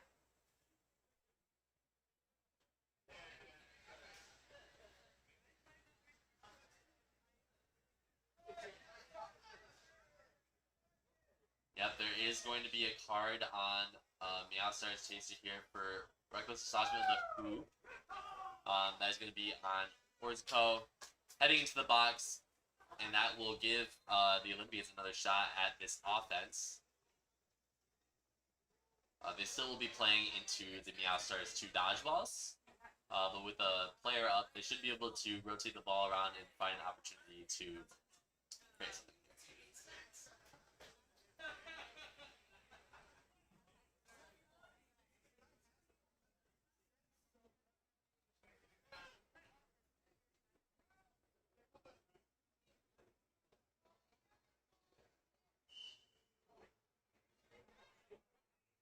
Oh, it actually looks like because the ball or because the hoop dislodgement call didn't affect play, it looks like the ball will maintain with the Meow Stars, and there'll be a player down for this possession. So apologize about that. Yeah. So what we'll see here is just that the Meow Stars will be a player down in this offense. Now we have Harry Dill and Amelia Wink, beaters the Meow Stars with 2, seeing how they can probe in against this 2-2 defense. Tap there on Nam will create a lane for Sandoval. Nam tapped out again. Pass behind hoops, number 92. Sandoval taking that lane and pass over to the other side. Over to Siri. And Siri will take it to the medium hoop. It's going to be a good goal there. Some great passing from the Meow Stars. I love that they've started making some adjustments and that physically Sandoval has been kind of being more patient with the ball. Oh, it's a big contact there from number 0, Lila Ferena. It's going to result in a quick turnover for the Meow Stars, and now they're looking to push the pace in the other direction. It seems like the Olympians wanted to go quick on that drive, but not recognizing that the Meow Stars still had dodgeballs at the hoops. But that did create the opportunity for the Olympians to get control. Beat will be missed here by Wink, and that'll mean that Harry Dill will be tapped out, and the Olympians will have a chance to potentially press here. But Sandoval, the goal will be checked here to see if it went in. But Sandoval in that situation recognized, hey, one of our beaters is down. They're looking to press us. We got to take this opportunity while we can to score before we get into a tough spot. And that goal will be called good, so the Meow Stars will now be leading 50-30 or 50-20.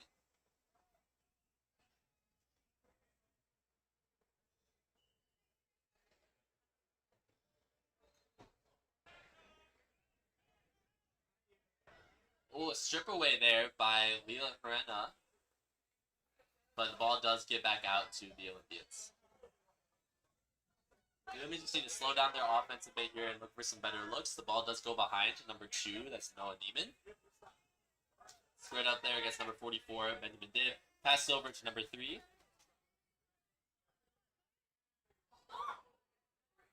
And that will be blocked and picked up by the Meow Stars. Harry Dill looking to get aggressive on this dodgeball. Gets beat, but tosses one back to their partner. Sandoval beat out on the play. Leaves number 24, Sprigg. Passing back over to number 44. Benjamin Dibb in the backfield.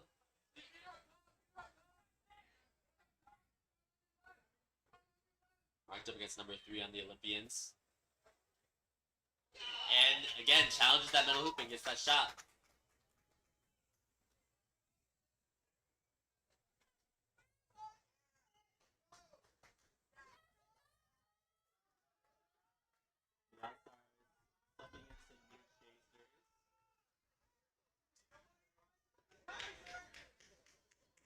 We have Nevin O'Donnell.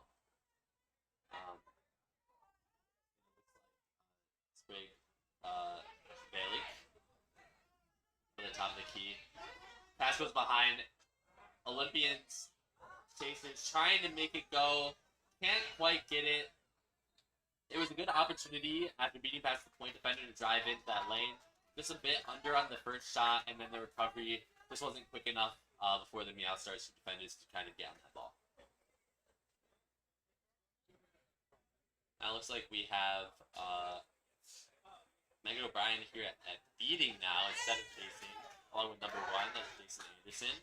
And a quick beat there, I believe, from the New York Olympians is going to result in a turnover. I believe that was John Kaiser making that beat and causing it.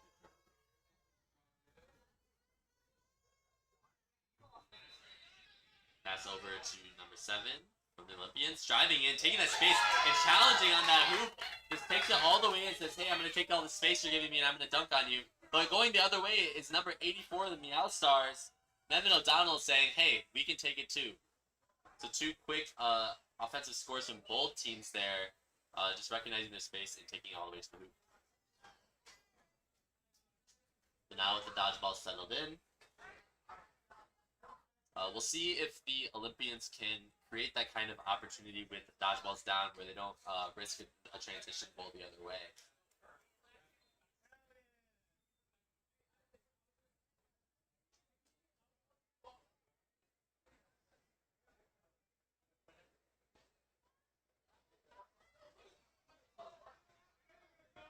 Good beater exchange for the Olympians will result in control.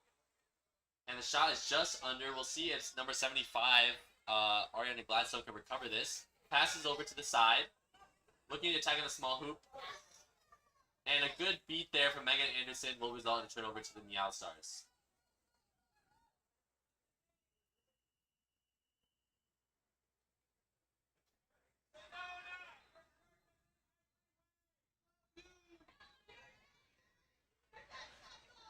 Great work from both beaters on both teams there. You see that Megan O'Brien makes a good beat there at the Chicago Meow Stars hoops to stop that drive. In the meantime, though, at the start of that play, we saw the beater exchange in which Sedona Sabatino and number 18, John Kaiser, were able to regain control. Now Kaiser looking to press out, beats Spencer Reisig. Will lose control in that, and it looks like there won't be enough pressure from the Olympians to get a turnover in that. So Meow Stars will regain control, and now we have Harry Dans in with number 1, and just trying to get around that defender and just barely not able to.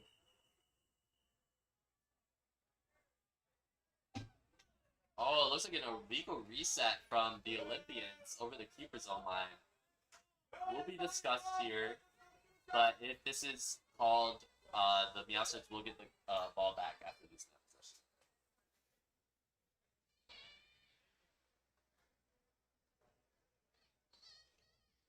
Good pressure from Meow Stars number 76, Emilio Rodriguez, to force that turnover back over, and now we have Lila Perena, who will be pushing the ball, met by number 31 from the Olympians, trying to make contact here.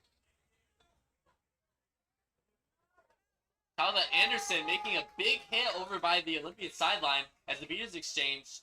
Big pileup ensuing here as the Meow Stars are going to look to try to enter in this pileup. Unsure if an Embers keeper is there. Stop that, but then John Kaiser able to stop the Meow Stars from breaking up that, and ultimately will cause the turnover. So great work from the Olympian beaters, Sabatino and Kaiser making that play to stop the pile-up and turnover. We have a timeout from the Olympians as they look to just kind of regain themselves and regain their composure after that chaotic possession. And we'll see how they want to make these adjustments here. I think a lot of what the Olympians have been doing has been great on offense and finding that like that middle hoop shot. It's just that the shots have just been a bit wide, and if they can just clean up the accuracy on that, I think they can still have that look. And I think also some of their best offensive possessions have been when their beaters have been coordinated and they're able to open things up in transition. On the side of the Meow Stars, it seems like they're getting more comfortable on offense with their passing. I'm seeing better offensive passing happening from Marco Sandoval, who's kind of been their main facilitator keeper on offense, just finding better options. And they've been avoiding, as a team, kind of getting hit, for the exception of that last play where number 31 Talifa Anderson was able to make a great hit on Leila Verena. Seems like the Meow Stars are pretty confident in their plan. They just broke their huddle, so it seems like they're happy with how things are going. They want to maintain the same strategies they've been deploying so far, including that 2-2 defense, just trying to work the ball around more on offense. We'll see how the Olympians adjust here, if they're going to make any major changes, or if they're just kind of looking to regroup and recenter themselves. We do see some substitutions, I believe, coming in, where and maybe that was part of the reason for the timeout. But we'll see two new beaters inside the Olympians, including Mac Abraham, who's had a great couple of games so far, and I can't catch the number, but another beater in for the Olympians.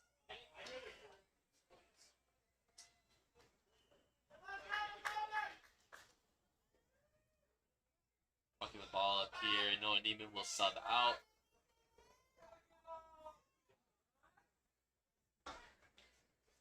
Ball over into the hands of Jonathan Nam, who's pretty dominant athletically in the back of the field and looking to rotate back there, match up with Spencer Rising.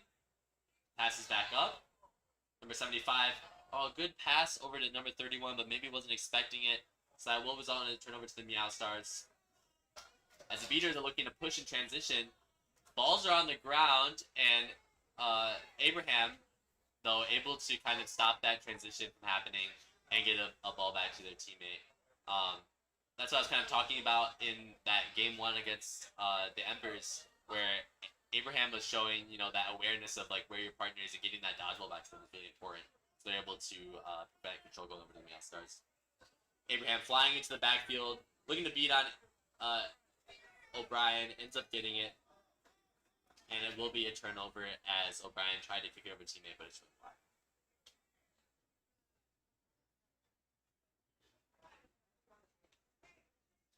Jackson Vaughn walking up the ball, hiding behind their back. Sometimes keepers just like to do that. It's a little bit more for fun for anything else, because usually defense will spot it.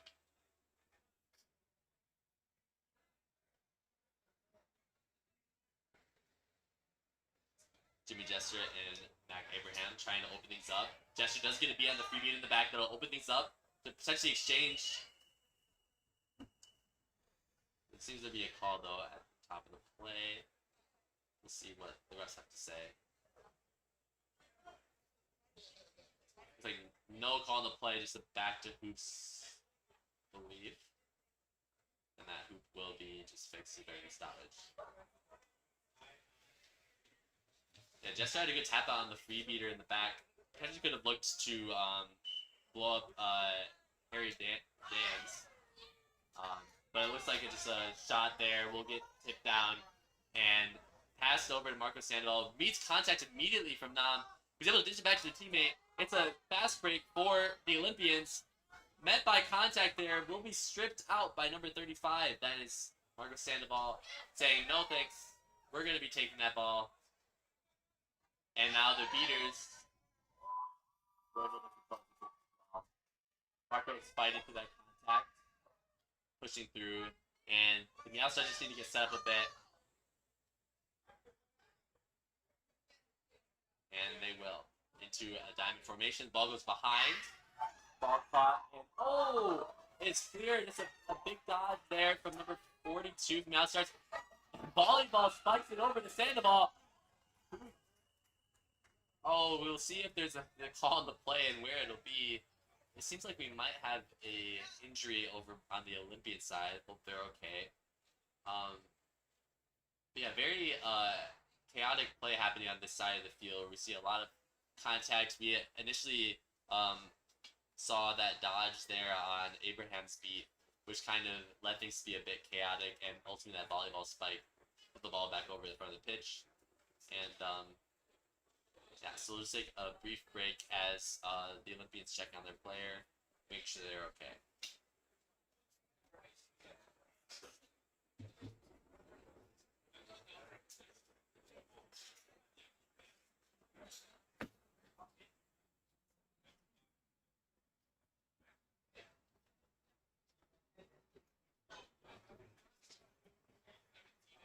So overall in this game, I know we talked a lot about the middle hoop shot from both teams being a popular option, and kind of the kind of dynamic offense that the Outstars have been showing. I think in this game, the Olympians, what they really do is just slow down the ball a bit.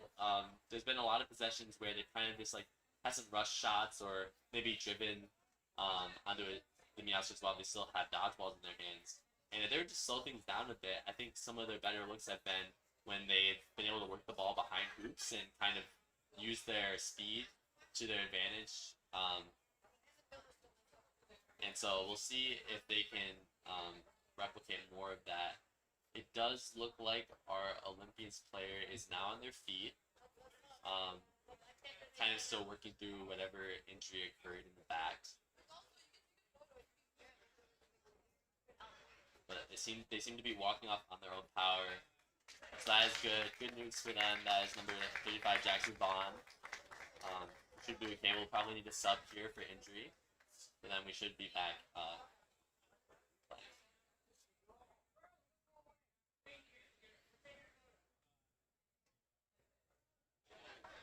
One thing I'm curious about in this game, and we haven't gotten to the 20-minute mark yet for flag runner pitch, but what we saw in the previous game between the Embers and the Outstars is that the Embers eventually, at a certain point in the game, said our lead is big enough for. There seems to be a card on. It looks like head contact on, I believe, a Outstars chaser. So I don't believe that goal will be counted from before the stoppage, but that would explain where the injury came from. That was the case. But yeah, as I was saying, it'd be interesting to see if the Outstars opt for a similar strategy if they grow the lead enough before 20 minutes, saying, hey, after we've scored a couple goals, why don't we just kind of let their seeker get some looks at the flag runner, and let's focus on quadball. For now, the Outstars will gather themselves with control. Embers, not the Embers, sorry. The Olympians coming down. Pitch here with one. Still Jester and Sabatino looking to create something. Sabatino makes a great beat at the hoop, allows Jester to pick up that ball.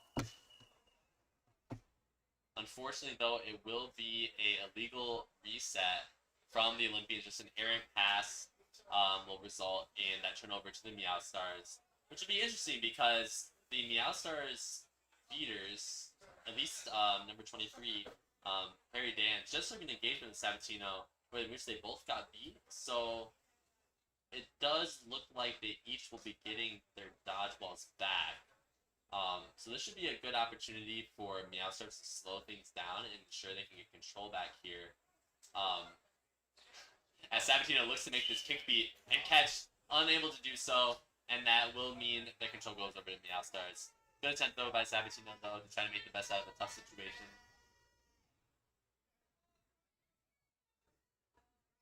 Now Jester will have the ball at their hoops, their dodgeball I mean, and just kind of surveying, figuring out how to exert presence at the top of the pitch to make sure that the Outstars beaters can't just go into the keeper zone and get what they want. A shot by Mark Sandoval is swatted down there by number 2, I believe number 2, Noah Neiman. And heading the other way, Neiman over to number 3, pass back up, and they're able to stop the illegal reset this time, which is good. Number 75, Ariana Gladstone, passes it all the way to the back, swatted back over to number 3. Good awareness there that if heels into the ball there, he'll get beat. He misses there, and number 65 driving in. Number 55, Chris Hamill, making that play, making a successful dodge on that beat from the Meowsters beater, and that allows him to drive into that lane and kind of say, hey, either as a defense you come out and you make a hit on me and I shoot, or I'm going to take it all the way to the super on the other side. And Hamill does so. And now we have Dill and Wink back in for the Meowsters beaters, still making a tap out on a point chaser. Attempted shot there or a pass into the backfield will go errant, so Meowstars not getting that possession they wanted there.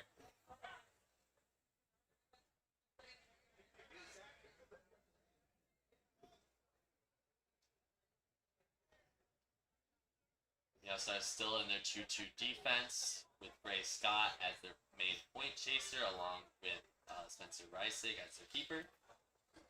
Harry Dill getting challenged by Jester physically.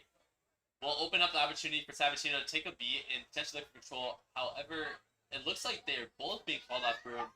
And contact from the outside station will mean that shot will not go in from the Olympians, although they still have the ball in play. Dill looking for a press opportunity. The Olympians try to take a shot to avoid a fast break goal, and it will get swatted down there by, I believe, number 42, Aaron.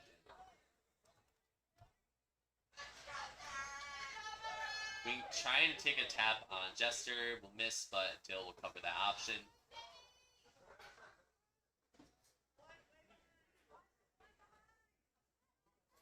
Ball goes behind to Matt Isanove, who is beat out by Sabatino.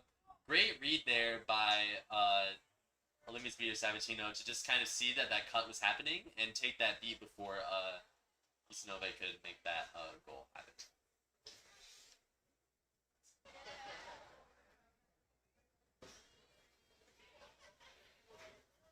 Be on to Harry Dill. We'll open these up for a moment. Pass number 3 goes back over before they're beat. It's a good awareness from them to get the ball out. But good contact there from Spencer Reisig will result in a turnover. Jackson Bond just getting caught up on the side there. And they will be sent back to groups.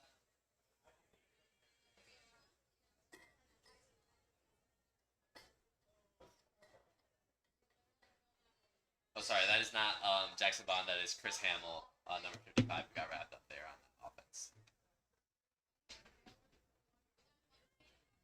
Spencer Reisig looks for that medium hoop shot again, and just over. It seems like that medium hoop is something that, or that middle hoop is something they've been looking for, but just all their shots have been above it so far, so they really need to bring down that arc of their shot to have success.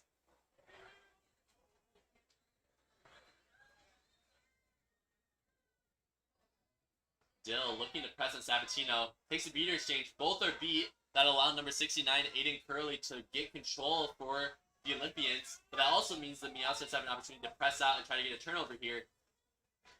Shot goes underneath. And, yeah. So that's going to be end of the pre-20-minute period. Interesting choice from Dill to go for the quick turnover there. And was hoping to maybe win that exchange, making control for flag runner and pitch. But this will mean that the Olympians will be starting with control going into this period where they'll want to catch to close the gap.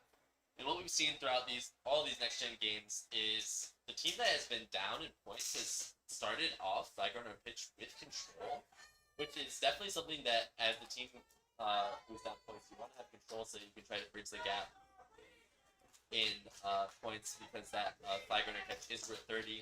So if the Olympians were to catch at the start of this period, they'd be all tied up at 70-70 with the Meowstars, and they could look to use that momentum shift to keep powering through and win the game. But we'll see if the Meowstars decide to make any changes in terms of who they're sending out as their seeker. Matt Isanov as their original seeker so far, but he was just out on the pitch as a chaser, so we'll see if he's going to sub out and then exchange and put him in as seeking, or if they'll have another option. And we'll see who the Olympians send out as well.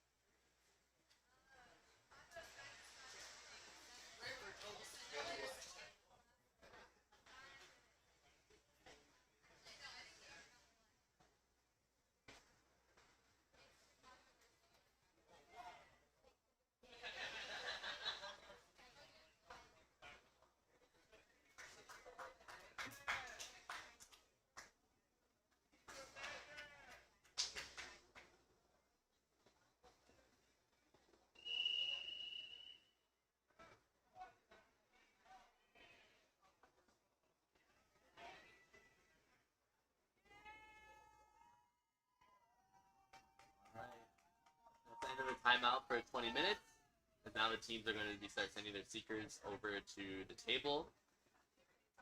It does look like the Meow Stars are going to be putting in a different seeker in this time around. Once I catch the number, I'll tell you who that is. Looks like it's going to be Siri Biki, the audience here, changing their name as a seeker option for the Meow Stars. Meow Stars with the ball coming down the pitch as Seekers is about to enter play. Again, the Olympians with control. They're looking to get a quick tap out on Beaky here. And exchange goes wide for both beaters. Meanwhile, the Meow Stars, a good dish from Marco Sandoval over to that medium hoop. And the goal is scored by, I believe, number 0. No. I don't think it's a number. I'll tell you who scored that last goal. Beater changes in the middle. Will leave Meow Stars able to potentially get control here.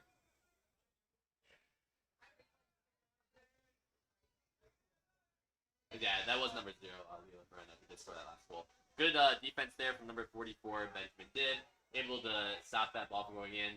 Will result in the Olympians still having the ball. Good pump fake there from the Olympians.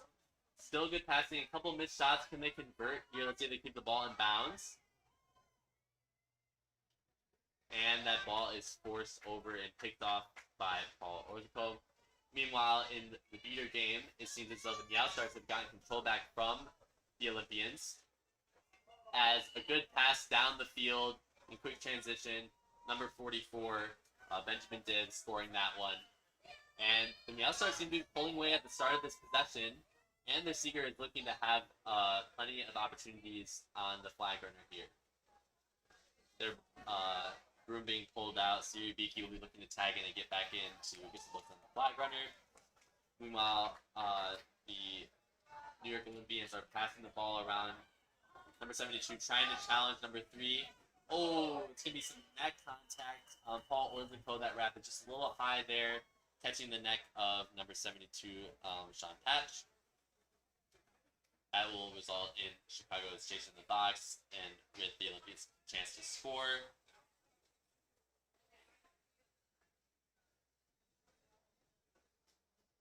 While questions being answered in the beating game as to where dodgeball should be going, if things were thrown before the whistle or after the whistle.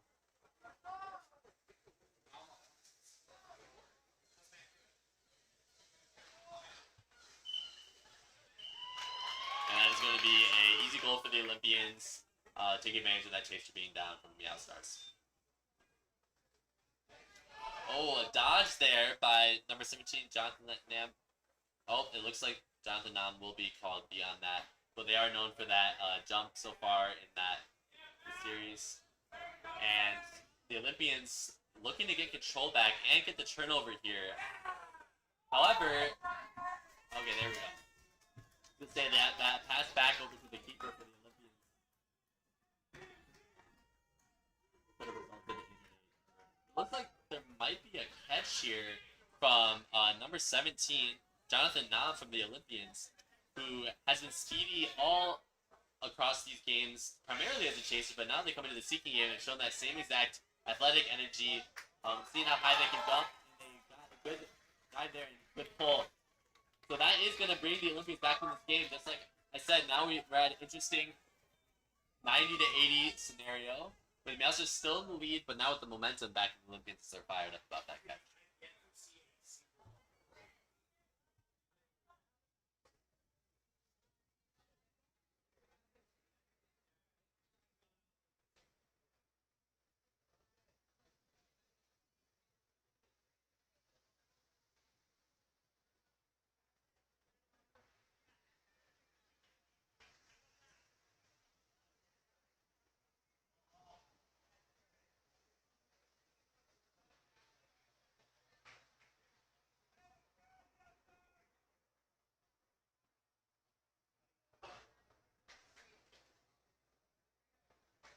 Looks like there's some conversation being had about where dodgeball control will go on this. Seems like number 69, Aiden Curley, and number 34 on the Meow Stars, Keith Sturgeon, were close to the ball. It will be deemed Aiden Curley's ball.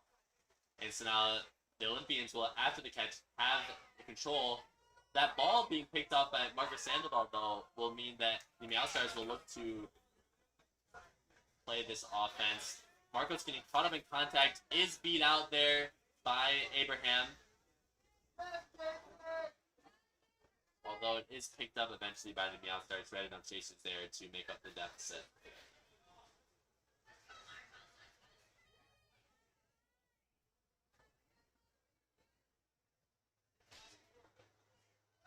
That's number 44, just a little high on that pass over to Grace Scott.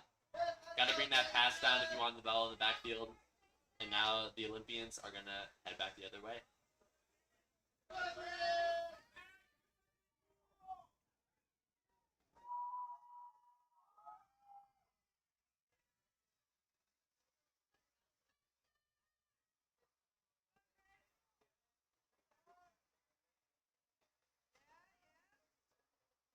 Olympians just kind of testing things out, seeing how the beaters will interact with each other, squaring off. An equal exchange there, both beaters beat out. Will open up something for the Olympians, and they get that medium hoop shot. And all the while maintaining control. Great work from Abraham after the initial exchange that Curley took, covering for their teammate there and just allowing for their chasers to score. It's great work from them.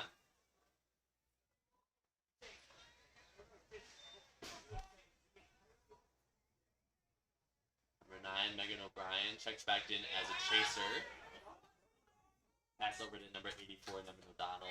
Looking to take that space and getting that shot back over to Spencer Reisig. And now with Nevin with it. Being pressured though by the Embers. Or not the Embers, the Olympians. Megan O'Brien, just fumbles the ball there. It'll be picked off. Number 35, Jackson Vaughn. Pass over to 35.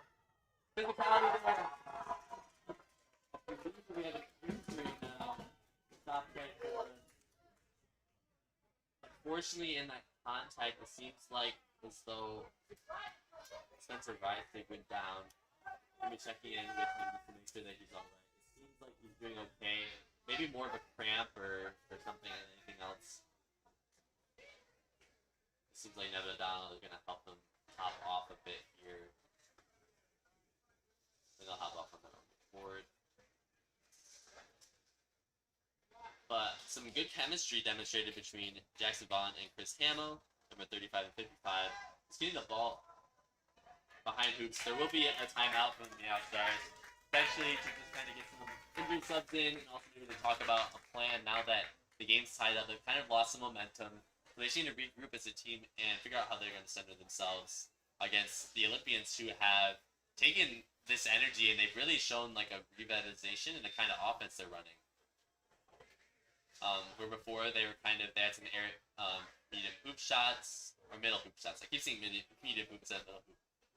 And now they've been showing some more dynamic offense in that last play, and they're pretty fired up. So I'm excited to see what they're able to pull out. A lot of that has been led by Mac Abraham and Aiden Curley, creating those opportunities and just giving their chasers confidence in those fast break scenarios.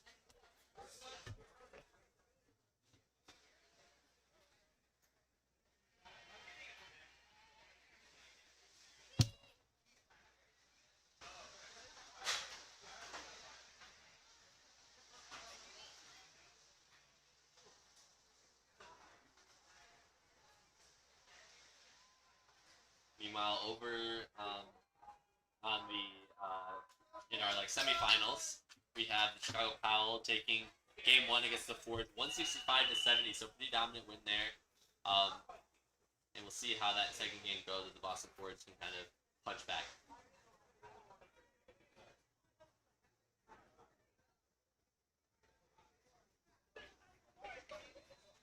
Now starts an Olympians retaking their brooms. It doesn't seem as though there's going to be any call in the play in terms of a card. But now Olympians with the lead with that goal. Curly trying to make a play on Wink here to get a dodgeball. Will ultimately opt for another dodgeball that's being rolled back, and we'll get control back. Nice heads up play from Curly.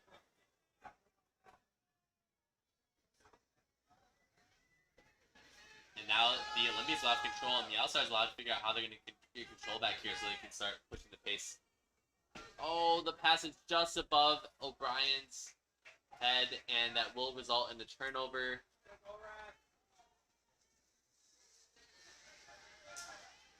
As now Amelia Wink will have the lone dodgeball on the side of the Meowstars. Actually passed over now to Jason.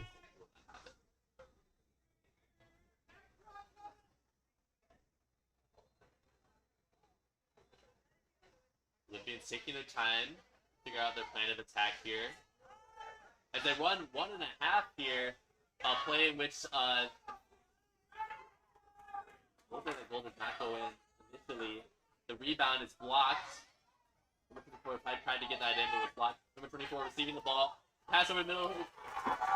Great shot there by number 24. Again, the passing from the Olympians has been great around that backside of the hoops. What's interesting about that play there is we see our first, what's known in the sport as a 1.5 play, where you and your teammate as beaters have 2 dodgeballs, but you drop one back to your hoop to go for contact. The Meowstars had a quick no dodgeball drive in there. Marcos took it to the middle hoop, but there seems to be a call on the play, so we'll see who that's on and if that goal will stand.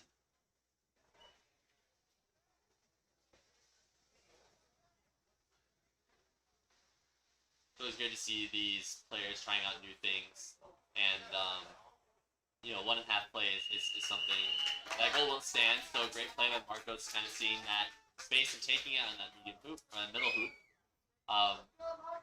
But yeah, it's great to see these players getting physical and running that play. It will result, I believe, in the Meowstars actually having control here. But it seems like dodgeballs are being redistributed by the referees. Unclear who's getting what here.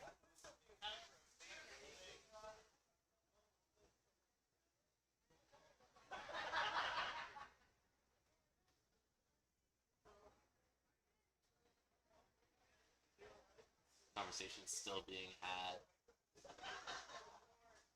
Yeah, this game is still very close. Both teams, after that catch from the Olympians, it's been kind of back and forth in terms of goals scored. So we'll see, eventually a team here will make a stop and get some momentum, and that's what will take them to a victory. No call on the play. Control will remain with the Meowstars as they look to try to tie things back up at 11. Looks like it's a call on the play here.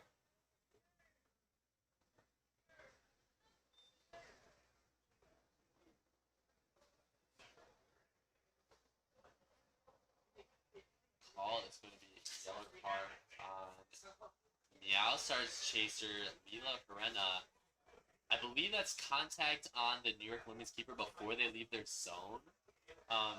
That might just be confusion from them thinking that the red line was the keeper zone when it's back that first white line in front of it. Sandoval looking to pressure up top. Force the ball as number 55, where Harry Dill will look to pressure that out. Sedona now checking at Chaser, passing the ball up front, but that shot just goes a little bit over, and it'll be a turnover to the Meowstars. I think it's also been great here seeing these players try out new positions in this environment. So we've seen like Sandoval, you know, trying or not Sandoval, sorry. Sabatino. Sabatino trying out a beater and chaser here. Staying with Megan O'Brien, checking in at both the Meow Stars. And they've both been performing well in both roles. Harry Dill looking to open up that small hoop. Pass ultimately goes over the medium hoop side. Bobbled a bit by Megan Anderson. Or Megan O'Brien, who will be wrapped up by Sabatino. Great hit there. And that will result in a turnover with just some beater help there. Sabatino really putting in work to make that contact on hoop.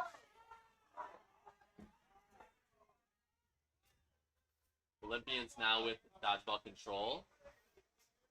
Still in the lead by 1 goal. Pass over to Nam on that small hoop side. Nam looking to challenge. Gets around the point defender. Looks to get a dish out to Sabatino. Unfortunately misses over to number 3 now on the Olympians. Looking to see where they can facilitate it next. Back over to Nam. Nam looking to push in. Pressure. Through the medium hoop. Or through the middle hoop. Excuse me. And Nam has been electric in that backfield. Just challenging people. Challenging people in the matchups and getting past the defender to open things up.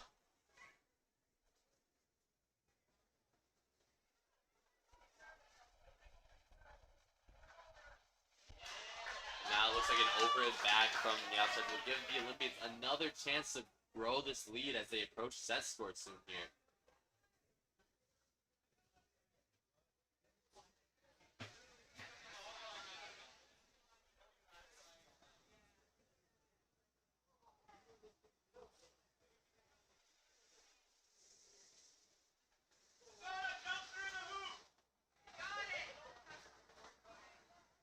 Sabatino with the ball for the Olympians. Dishing back to their keeper, number 35. Jackson Vaughn's going to be walking the ball up. The Outstars will have control. And they'll want to use it to get a stop here. They can't afford to let Olympians grow the lead anymore with another goal.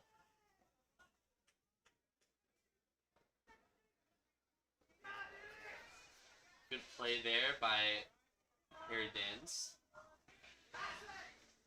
Getting a beat there on the beater, that'll open things up a lot. If Marco Sandoval can contain this keeper, they should be able to create a turnover. Pass goes over to Nam. Nam challenging Sandoval. Shot just above the hoop. Oh! A big hit there from Paul Orzapo. It might have been a little high once again on that contact. Let's see if they're getting a card for this. Overall, great passing from the Olympians to get out of pressure over these past couple of possessions post the catch. They've really shown their ability to pass the ball around and get it into spaces out of pressure. And it's created a lot of opportunities for them. So props to their entire team for doing that. Even the people who have stepped up for doing that as well. So see, if this is a card on the Meow Star, that's a big deal.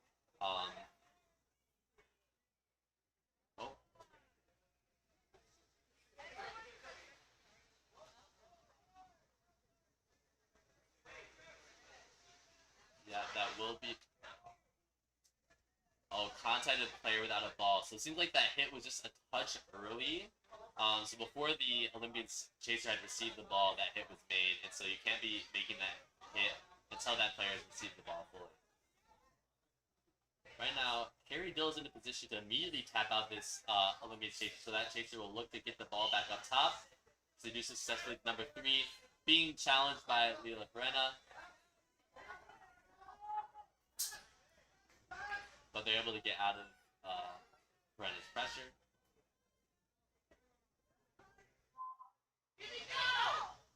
Harry Dance beats out the free beater, number 31 from the Olympians. Pass back up to Nam.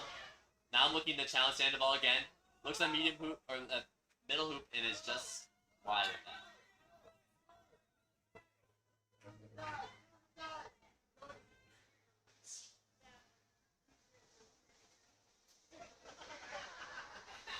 Sandoval walking the ball up here. We have Harry Dill and Neo Wing. They're trying to get a beater. So,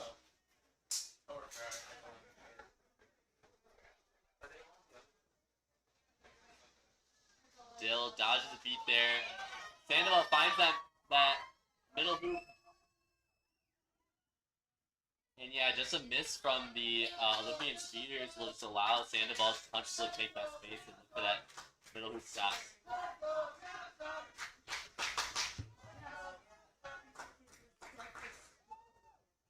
What's this? 140. No, 130. Sorry. 130.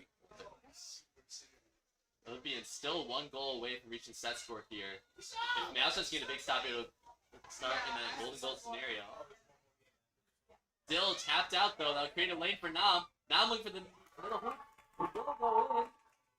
Ref checking. And that was a win for the Olympians. They were able to take that game against the Outlaws. What a comeback for them. After the catch, they just had so much momentum and they were able to push through and find those looks. Great play there from the Olympian speeders to get Harry Dill out of the play and allow for Jonathan Nam, who has been just an athletic force in these games, to go in and score in that middle hoop. Tune in next as we see in the finals match. Now, the Olympians will get a rematch opportunity against the Boston Embers. We'll see if they can take some of this energy they've brought to the Meow Stars.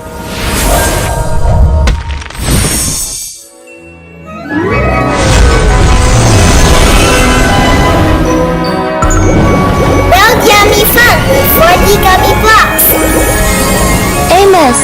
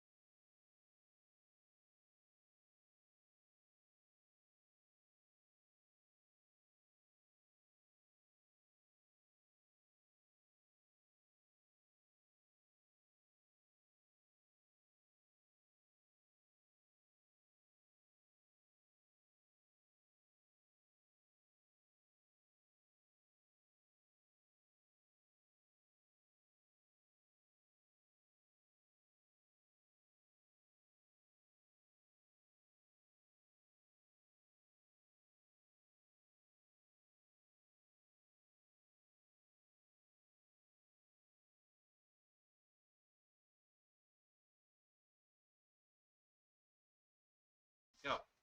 Hello, we are here at Pitch 2 today. Ready for the championship of Next Gen. We have the Olympians and Boston Embers. Looks like they're lining up and getting ready. The room's up.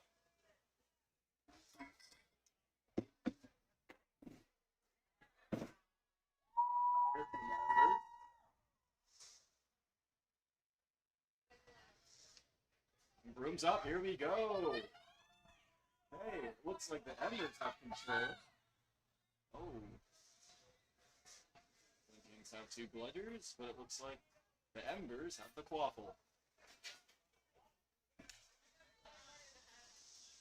23's protecting 9 on Embers.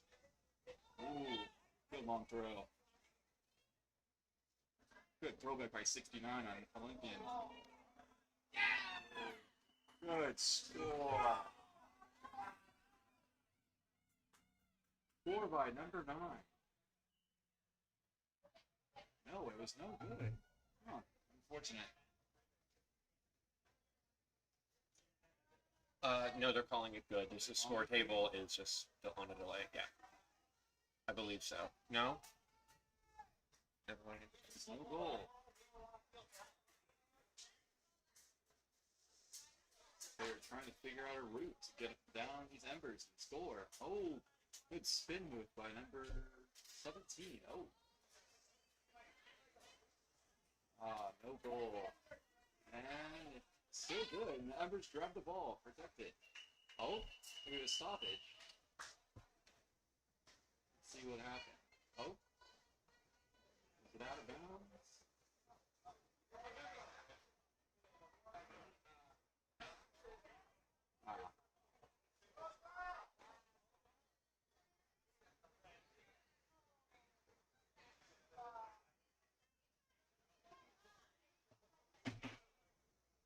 What's going on, but we're just waiting. Let's see what happens. Okay. The Olympians have the quaffle. Make sure to use the right ball names. Right ball names. Oh, yeah. Quadball. Yeah. Quadball.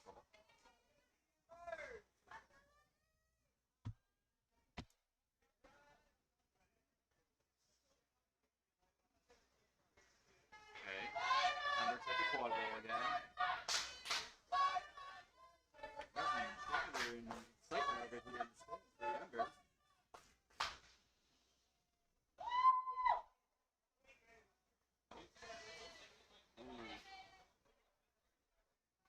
Oh, good. Beat by 17 to try to distract. Oh, 14 with a great goal. Let's go, Embers. Great goal. Score is 1 Embers, 0 Olympians. Crazy throw.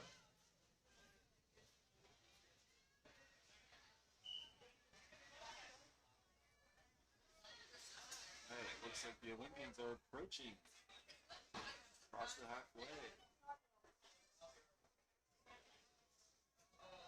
Okay, looks like 2 are going behind. Okay. 17 is behind on the Olympians. Trying to sweep around. Look for an opening. Ooh, good interception. It's coming down.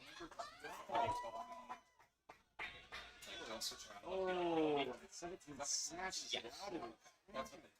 You're good, right? Yes. 17 is Jonathan Nam.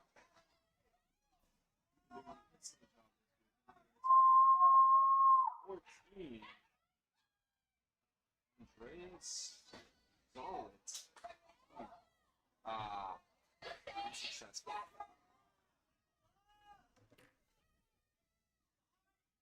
Oh. Uh-oh. Ball is out on 12 on Embers. As Felicity Ryan. Oh. Number 3 for the Olympians to go forward.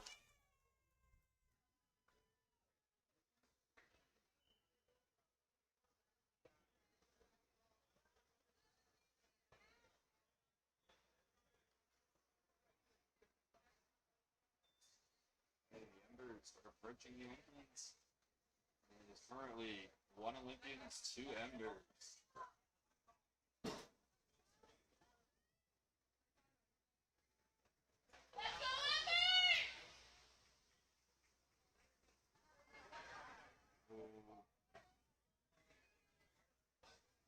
Looks like the leaders change low. Oh, it looks like.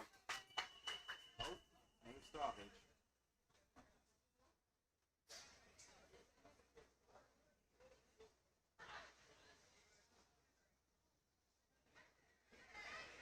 Oh, the goal is good, and that is number 12 on Embers. 14.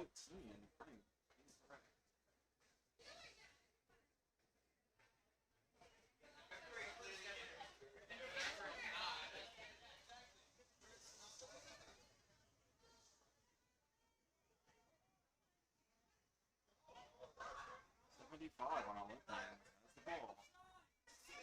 See what they play. Ooh, so close. The block. Okay, Members got possession of the ball again.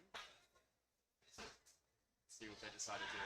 So you got some people coming out, people coming in.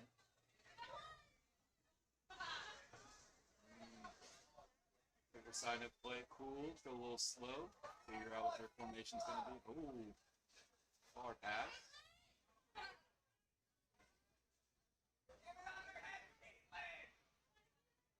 Oh, they're blocked by 3.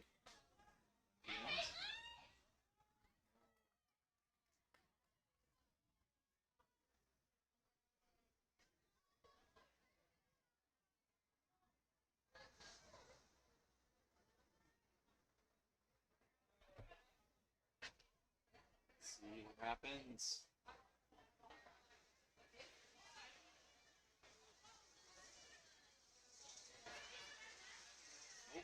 Oh, pass off to 75.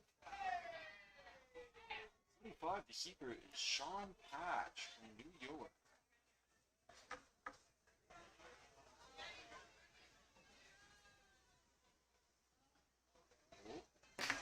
Oh, 75.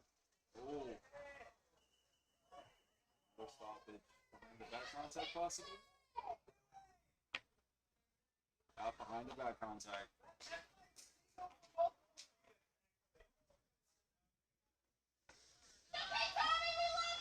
13 on Embers. That is Thomas Lathers. Spend some time in the penalty box. Oh. Oh. Embers have full possession. They have nothing. Oh.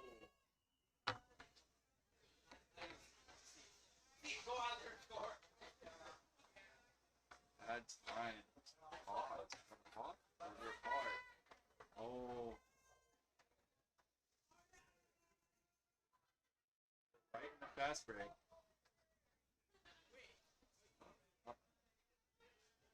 Fast break might be ruined. They had the momentum and speed. They're ready, driving force.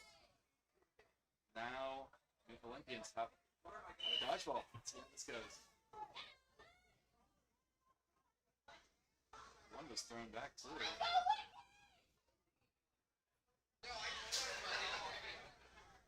Oh, and 72 came from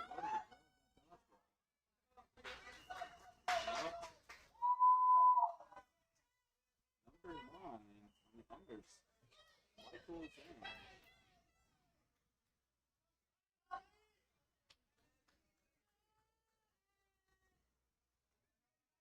New players.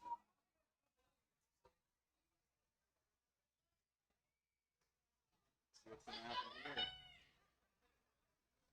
If they're in a 2-2. Oh. Okay. Let's see what this keeper does. Keeper goes up to block. The ball thrown back. Oh, yep. Good call. Let's see what the Embers do with this. It's only one dodgeball by the Hoops. We're going to make it. Behind. And let's go.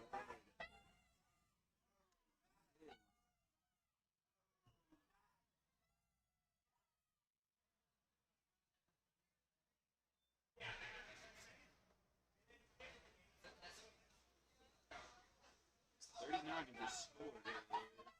1-0.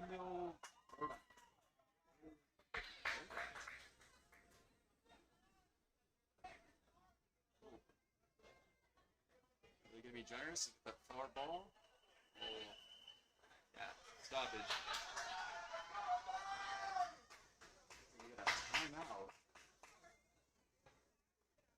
Okay, guys, so our score so far is 1 Olympians, 5 Embers.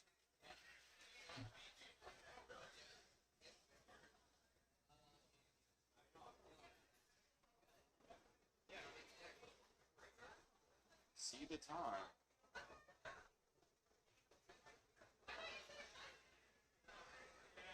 As of right now, it looks like the Embers far up. It looks like they are pulling up a strong game.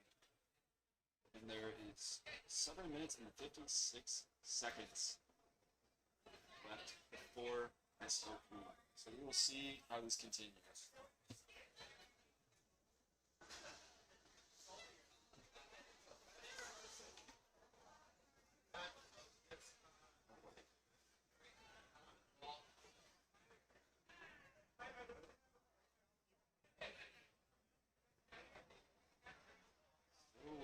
Timeout. They're regrouping. Embers are ready to fight. The Olympians are getting ready as well. They're looking with their heads kind of low, but they can bring this back if they put their mind to it. Anyone can put their mind to anything and bring it back. Let's see how this game goes. And now we're back at it.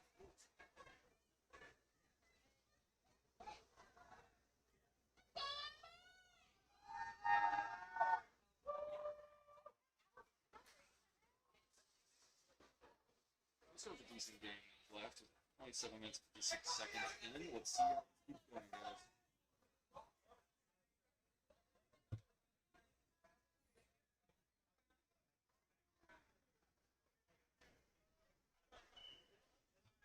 Back in.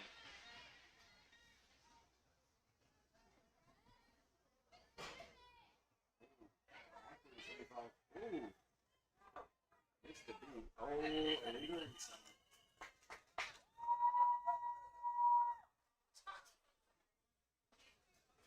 Reset. Now, all turnover. The Embers going to take advantage of this. Let's see. They're going slow. Okay, got to wrap the beaters. 7. Our Embers getting wrapped. 72 going to be successful with this wrap. Oh, kind of dodge. Good idea, 72. Oh, quad ball is out. Well, it's back to the end.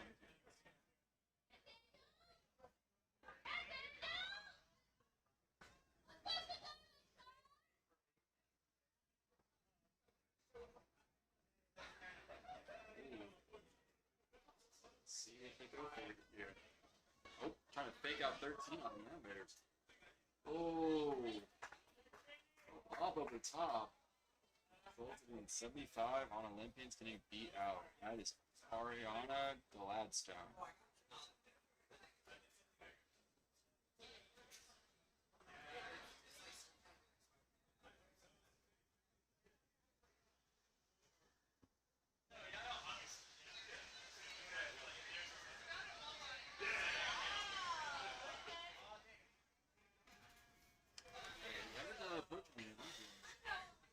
Score. Far love overhead. Oh. That was beat before the throw. See if they call it. They do. Turnover.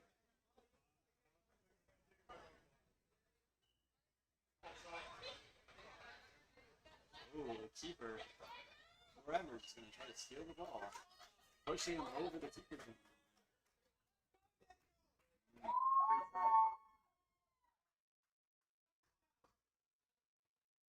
39 the Embers. Pull this off. Nice. We've seen Daniel do it before and he's done it again.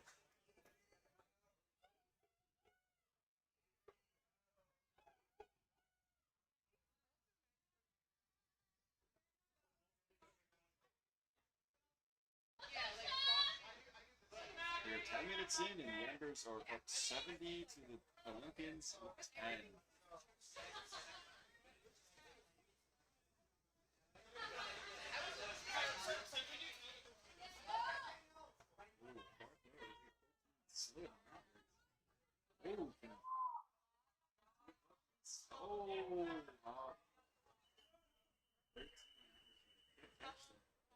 Let's see what this ruling is.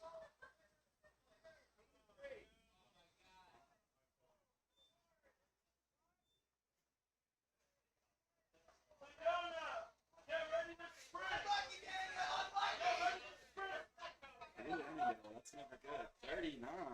Uh-oh, Daniel's in the penalty box.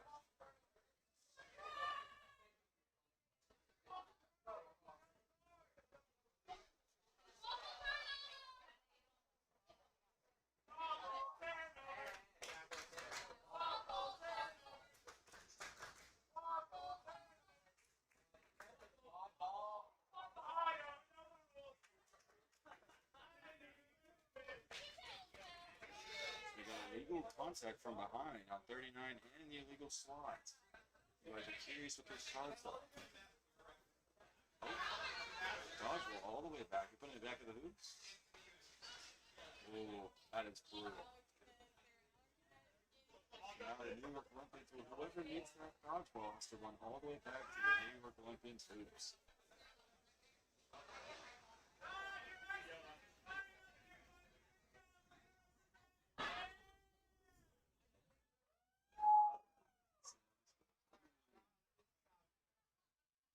Number 2.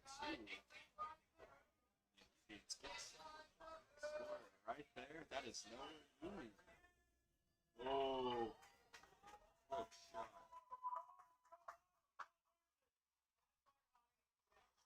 Sorry, that was no union.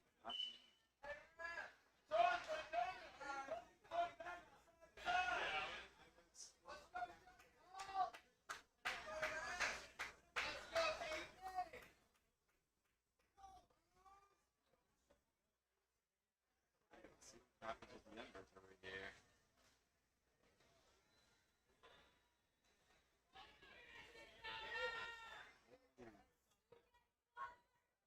Let's see what happens here. Oh, find a pickle. Whoa! Outrunning him. See if he can pull this off. Whoa! Keep spinning that. 77 is some really good footwork. That is Nathan Johnny. Oh, is good. That seems to be made by Ams. Better goal.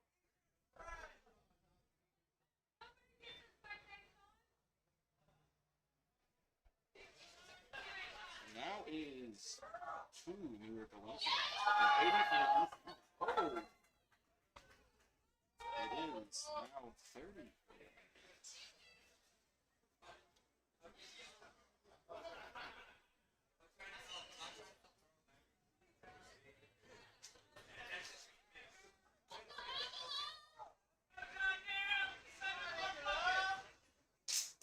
That was 74.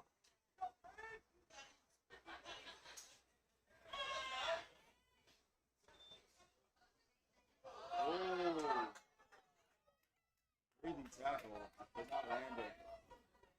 77 against the ball. Ooh, passing it out to 32. The assistance of the beater. Oh!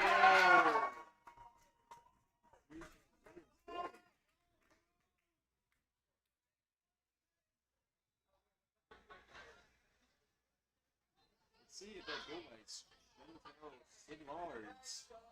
Both good.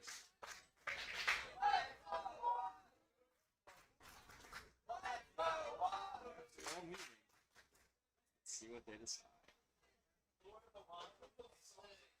The Embers have their hands up, hoping that it's a good goal.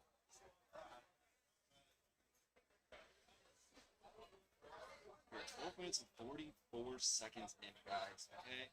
And the New York Olympians are down 50 points to the Embers who have 80. Oh, yellow card out. Oh, good goal. Unfortunately, Chantel will not have her first goal of the game.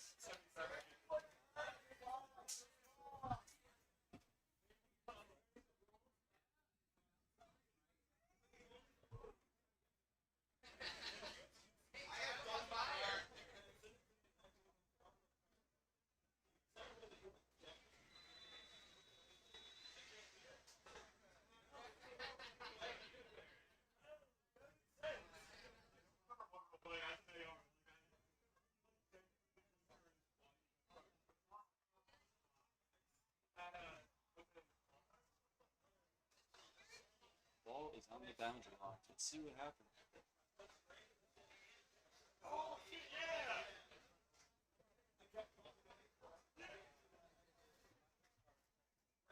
Curious to see what's happening. It's like, I'm not even sure what's going on. Okay, so the Olympians get possession of the ball. Number 17 will be ball carrying the start. On the boundary. Okay. The Embers have 2 dodgeballs. Let's see what they can pull off with this. Still have 1 person in the foul box.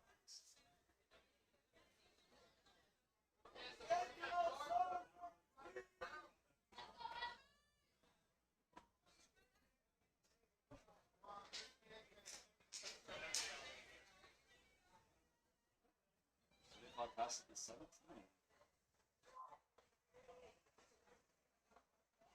Let's see if we can work out. Coming around up top. Oh, gonna drive in. Oh, Chantal with the block. Oh. Goal.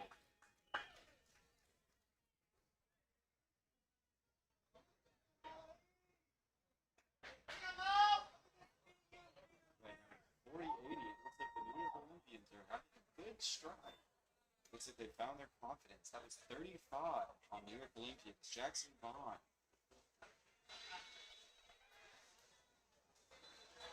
Ooh. That was an interesting grab. Oh. This grab. Oh.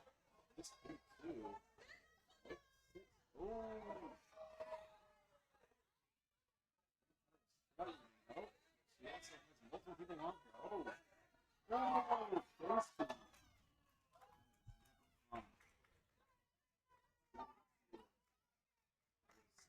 Very close.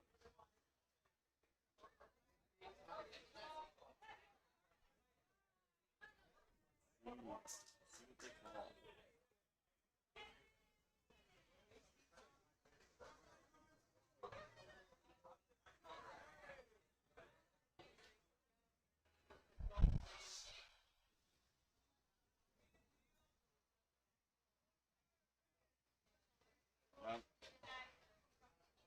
Well, all through. 17 on through. Basically will not be called. Which never goes just in 10, it seems.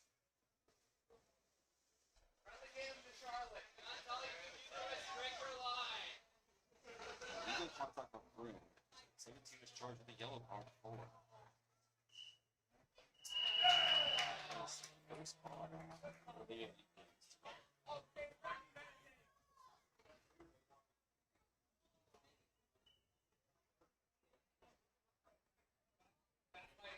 Seems to be number 6 who just scored.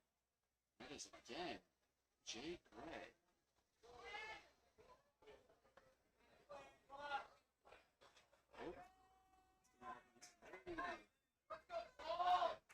That 3 was out of bounds on the Olympians.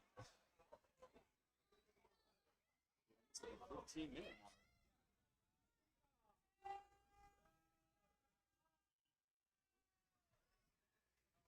Let's see what happens. Someone passes it off.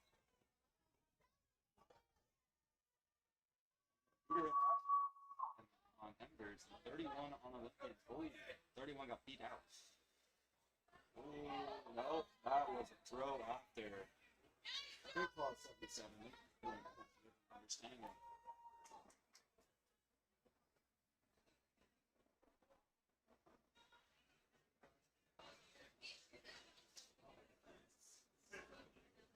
Okay, moving the ball downfield.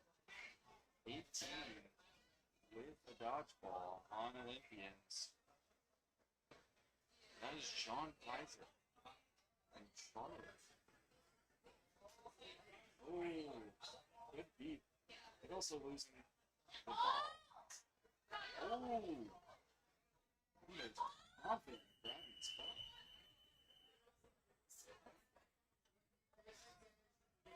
No call, disengagement and re-engagement.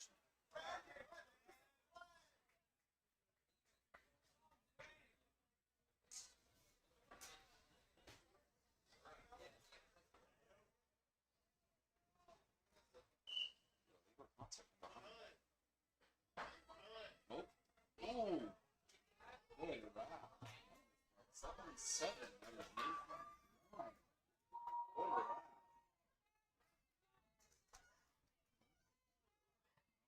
Everyone loses the ball.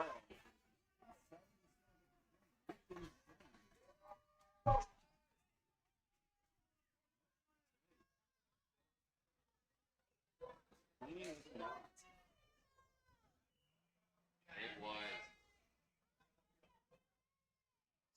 It is 40 Olympians to 100 Embers.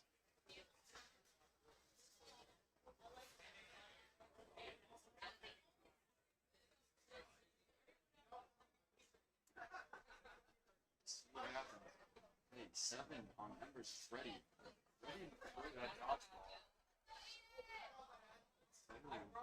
Good throw from 69 to 35 on the Olympians. Reader plays trying to open up hoops, but unfortunately it's not happening.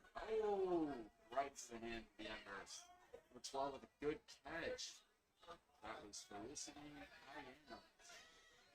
Looks like we have a chaser. Peter walking all the way through. Make that ball around. Huge effort. Unfortunately, bad luck with that one.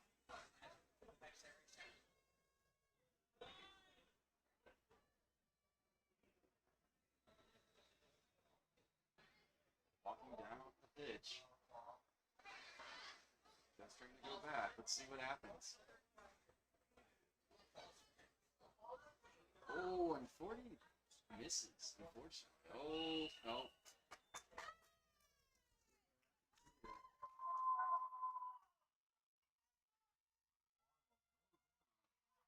Two Admirals on the other side. Oh, everyone throws it over, unfortunately not making it in. 14 grabs it. Oh, unsuccessful round. Another goal.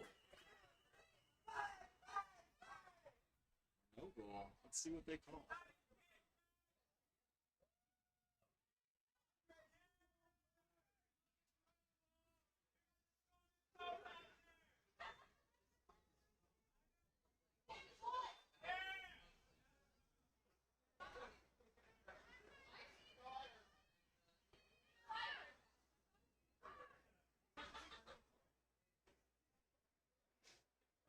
Let's see what they call. So they're going to sub.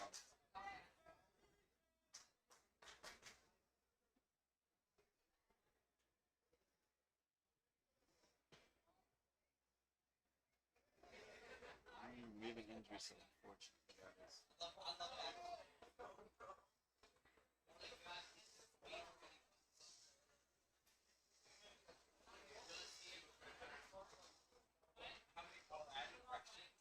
Continue walking, unfortunately injured. Good sportsman conduct here. 14 on Embers going to apologize and check in.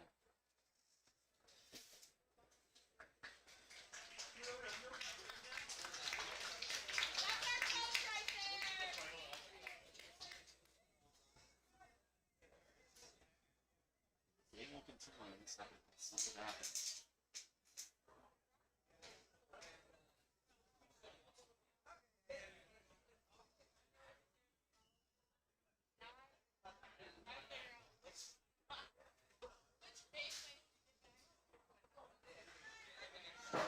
Volleyball is still going down the pitch. Let's see what happens here.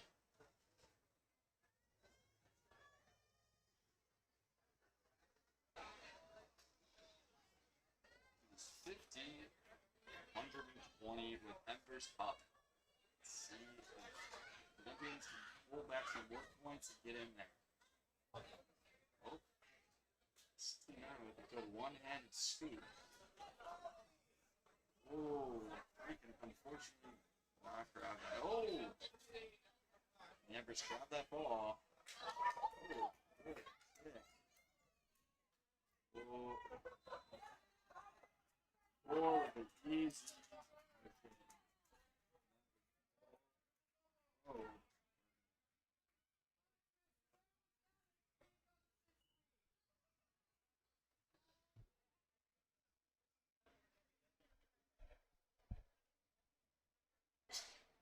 Embers are up by 80. And there's only 30 seconds left before stop. Olympians, they need to catch, and they need to get some crazy plays to catch back up.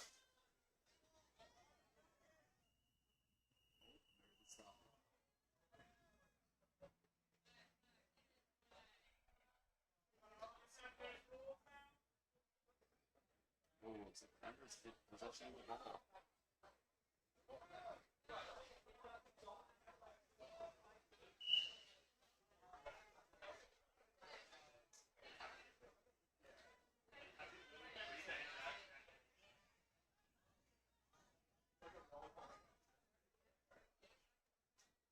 Throw back. Let's see what happens.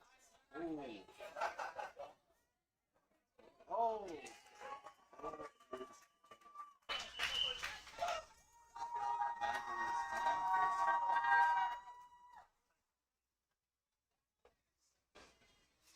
Last goal was by 4 on Boston Embers.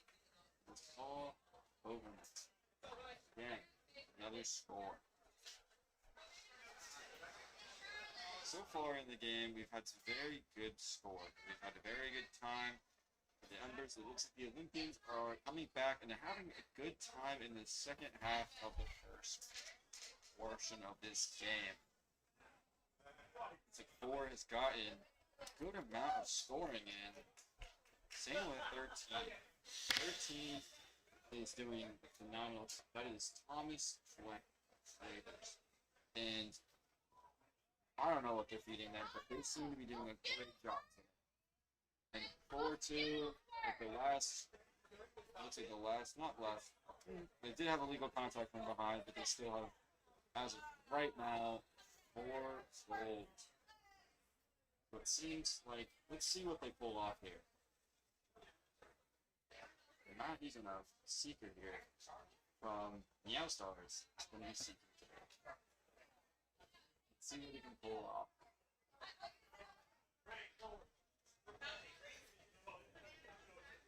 Seems like he's getting ready. He's getting in the zone to see. Flag run. Sorry, not seeker. He's flag run. Let's see what he has up his sleeve. Someone is running across the pitch. They strategize on both teams, and it's 2 minutes to start getting together. The New York Olympians can use their beaters to help protect their seeker, or are they going to try to go for a quad ball play? If I were them, I would try to divert my attention between both if I had control. But also, try to go off of the seeker. 35 points to collect. Let's see what they decide.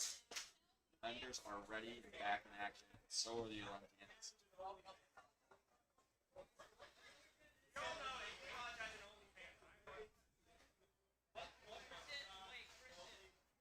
Let's see what happens here, guys.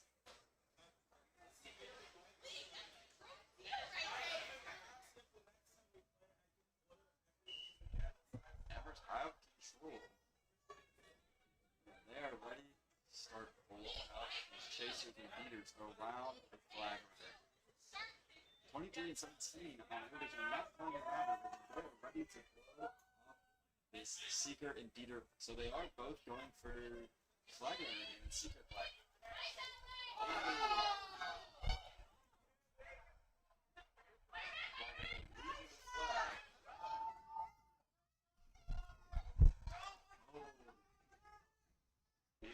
Not happy.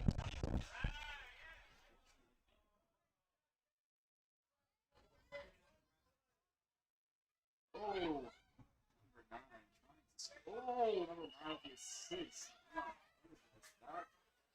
that big break or my mistake? Oh, 50-50 on the seekers. Here's 6 attempting to go catch. Oh. Oh. What is the interaction between these beaters over here?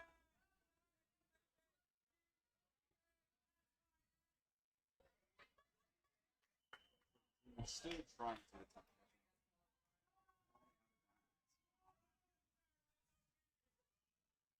Set score is 200. The Embers are 50 away. The Olympians, they have 140 to catch up with.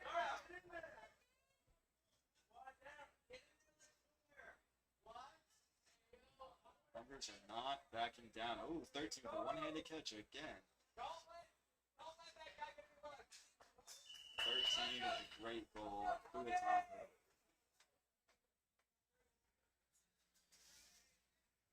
Oh, so throwing him out of bounds.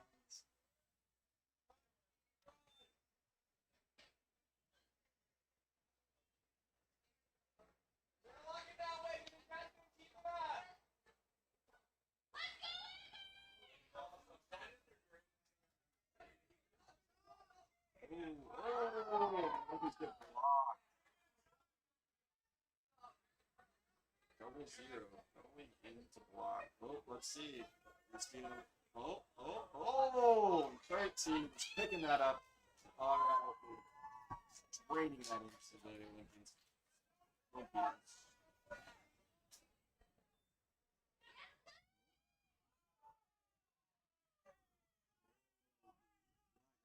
Fix the ground. Number 12 on the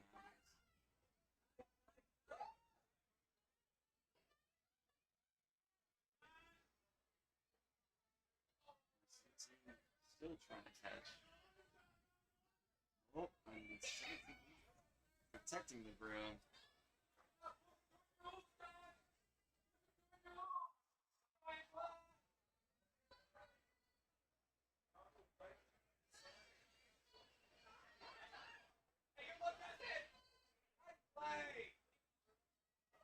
Oh, since he tried to go for a crazy jump, actually gets hit in the foot and out.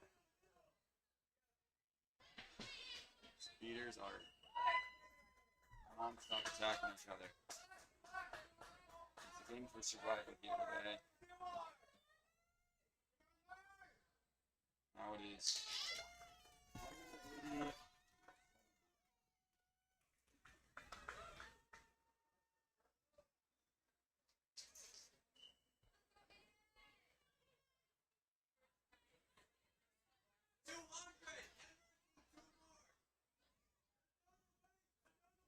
See what happens. Oh, 24 does throwback. Unsuccessful. Oh, 14-minute score. Oh, Embers need one more.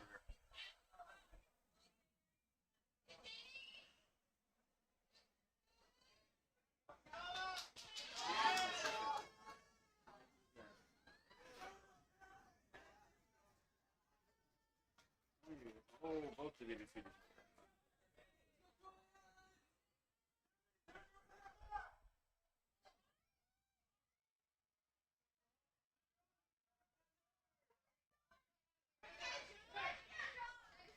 Oh, bowling flag on his shirt.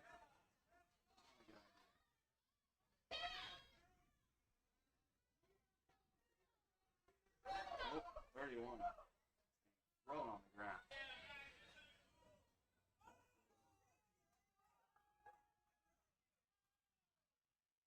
Oh. Crazy block. Unfortunately, not good enough to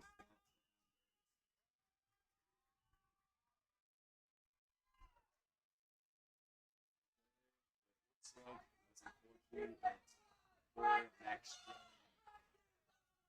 behind the last goal for the next gen tournaments.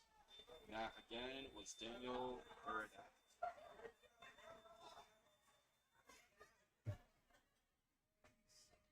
Both team today on Embers is just going absolutely insane, like I was talking about. Same with just the team, just 39 as well. Daniel putting in the hard work to try to help his team out and ultimately succeeding. It was 270 in 25 minutes played.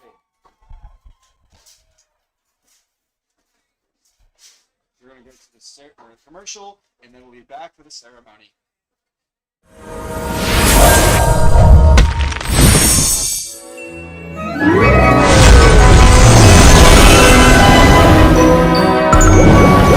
Yummy fun with 40 gummy blocks. Amos.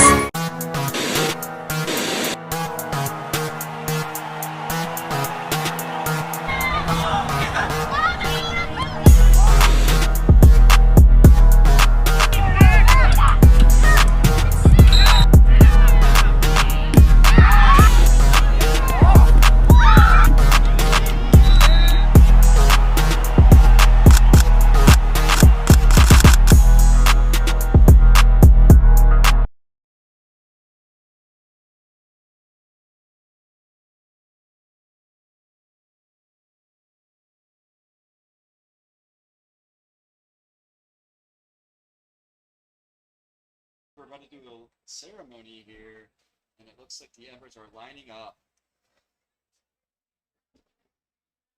They're turning towards us. Let's see. We have the winners and the runner-ups. The Embers are very excited, waving to their families and friends. And good for them. They put in some hard work, all three of these games, and just wanting to show their gratitude, showing their happiness. Please give it up for your 2024 Next Gen runner-ups, Boston Embers. Now they're being awarded their medals. Good job here at Next Gen today, and all of these practice squad players put in hard work this summer. And I'm very proud of them, and they've all come a long way, it seems. Either from their designated colleges or just past quadball player. Everyone has seemed to have come a very far way. And it is insane and amazing to see this work put in and effort. And it's just nice to see everyone that is so loving and kind in this environment, and it is very just sentimental to me, as though I feel very included. And I know everyone else feels very included. This is one of the most open sports known to all our sports community. And now we have our winners, Boston Embers, New York Olympians. Good job doing runner-up, putting in that effort. But the Boston Embers definitely do deserve this win. Put hard work against Meow Stars and New York Olympians, and continue to put in this effort and just see what they bring to USQ in the future.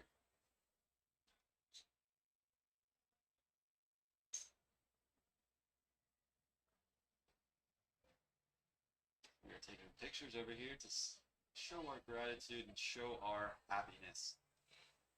We've come a long way today and played rough games, but everyone put in hard work and put their effort in together. Think better than teamwork.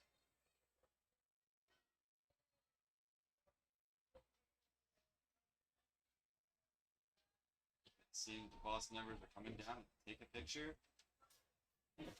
Celebrate the win together as a team. Yeah. Eric, thank you very much for tuning in and watching all of Next Gen, or just even a game or two, and we are very happy. Go to pitch one. Go to pitch one to continue watching these games.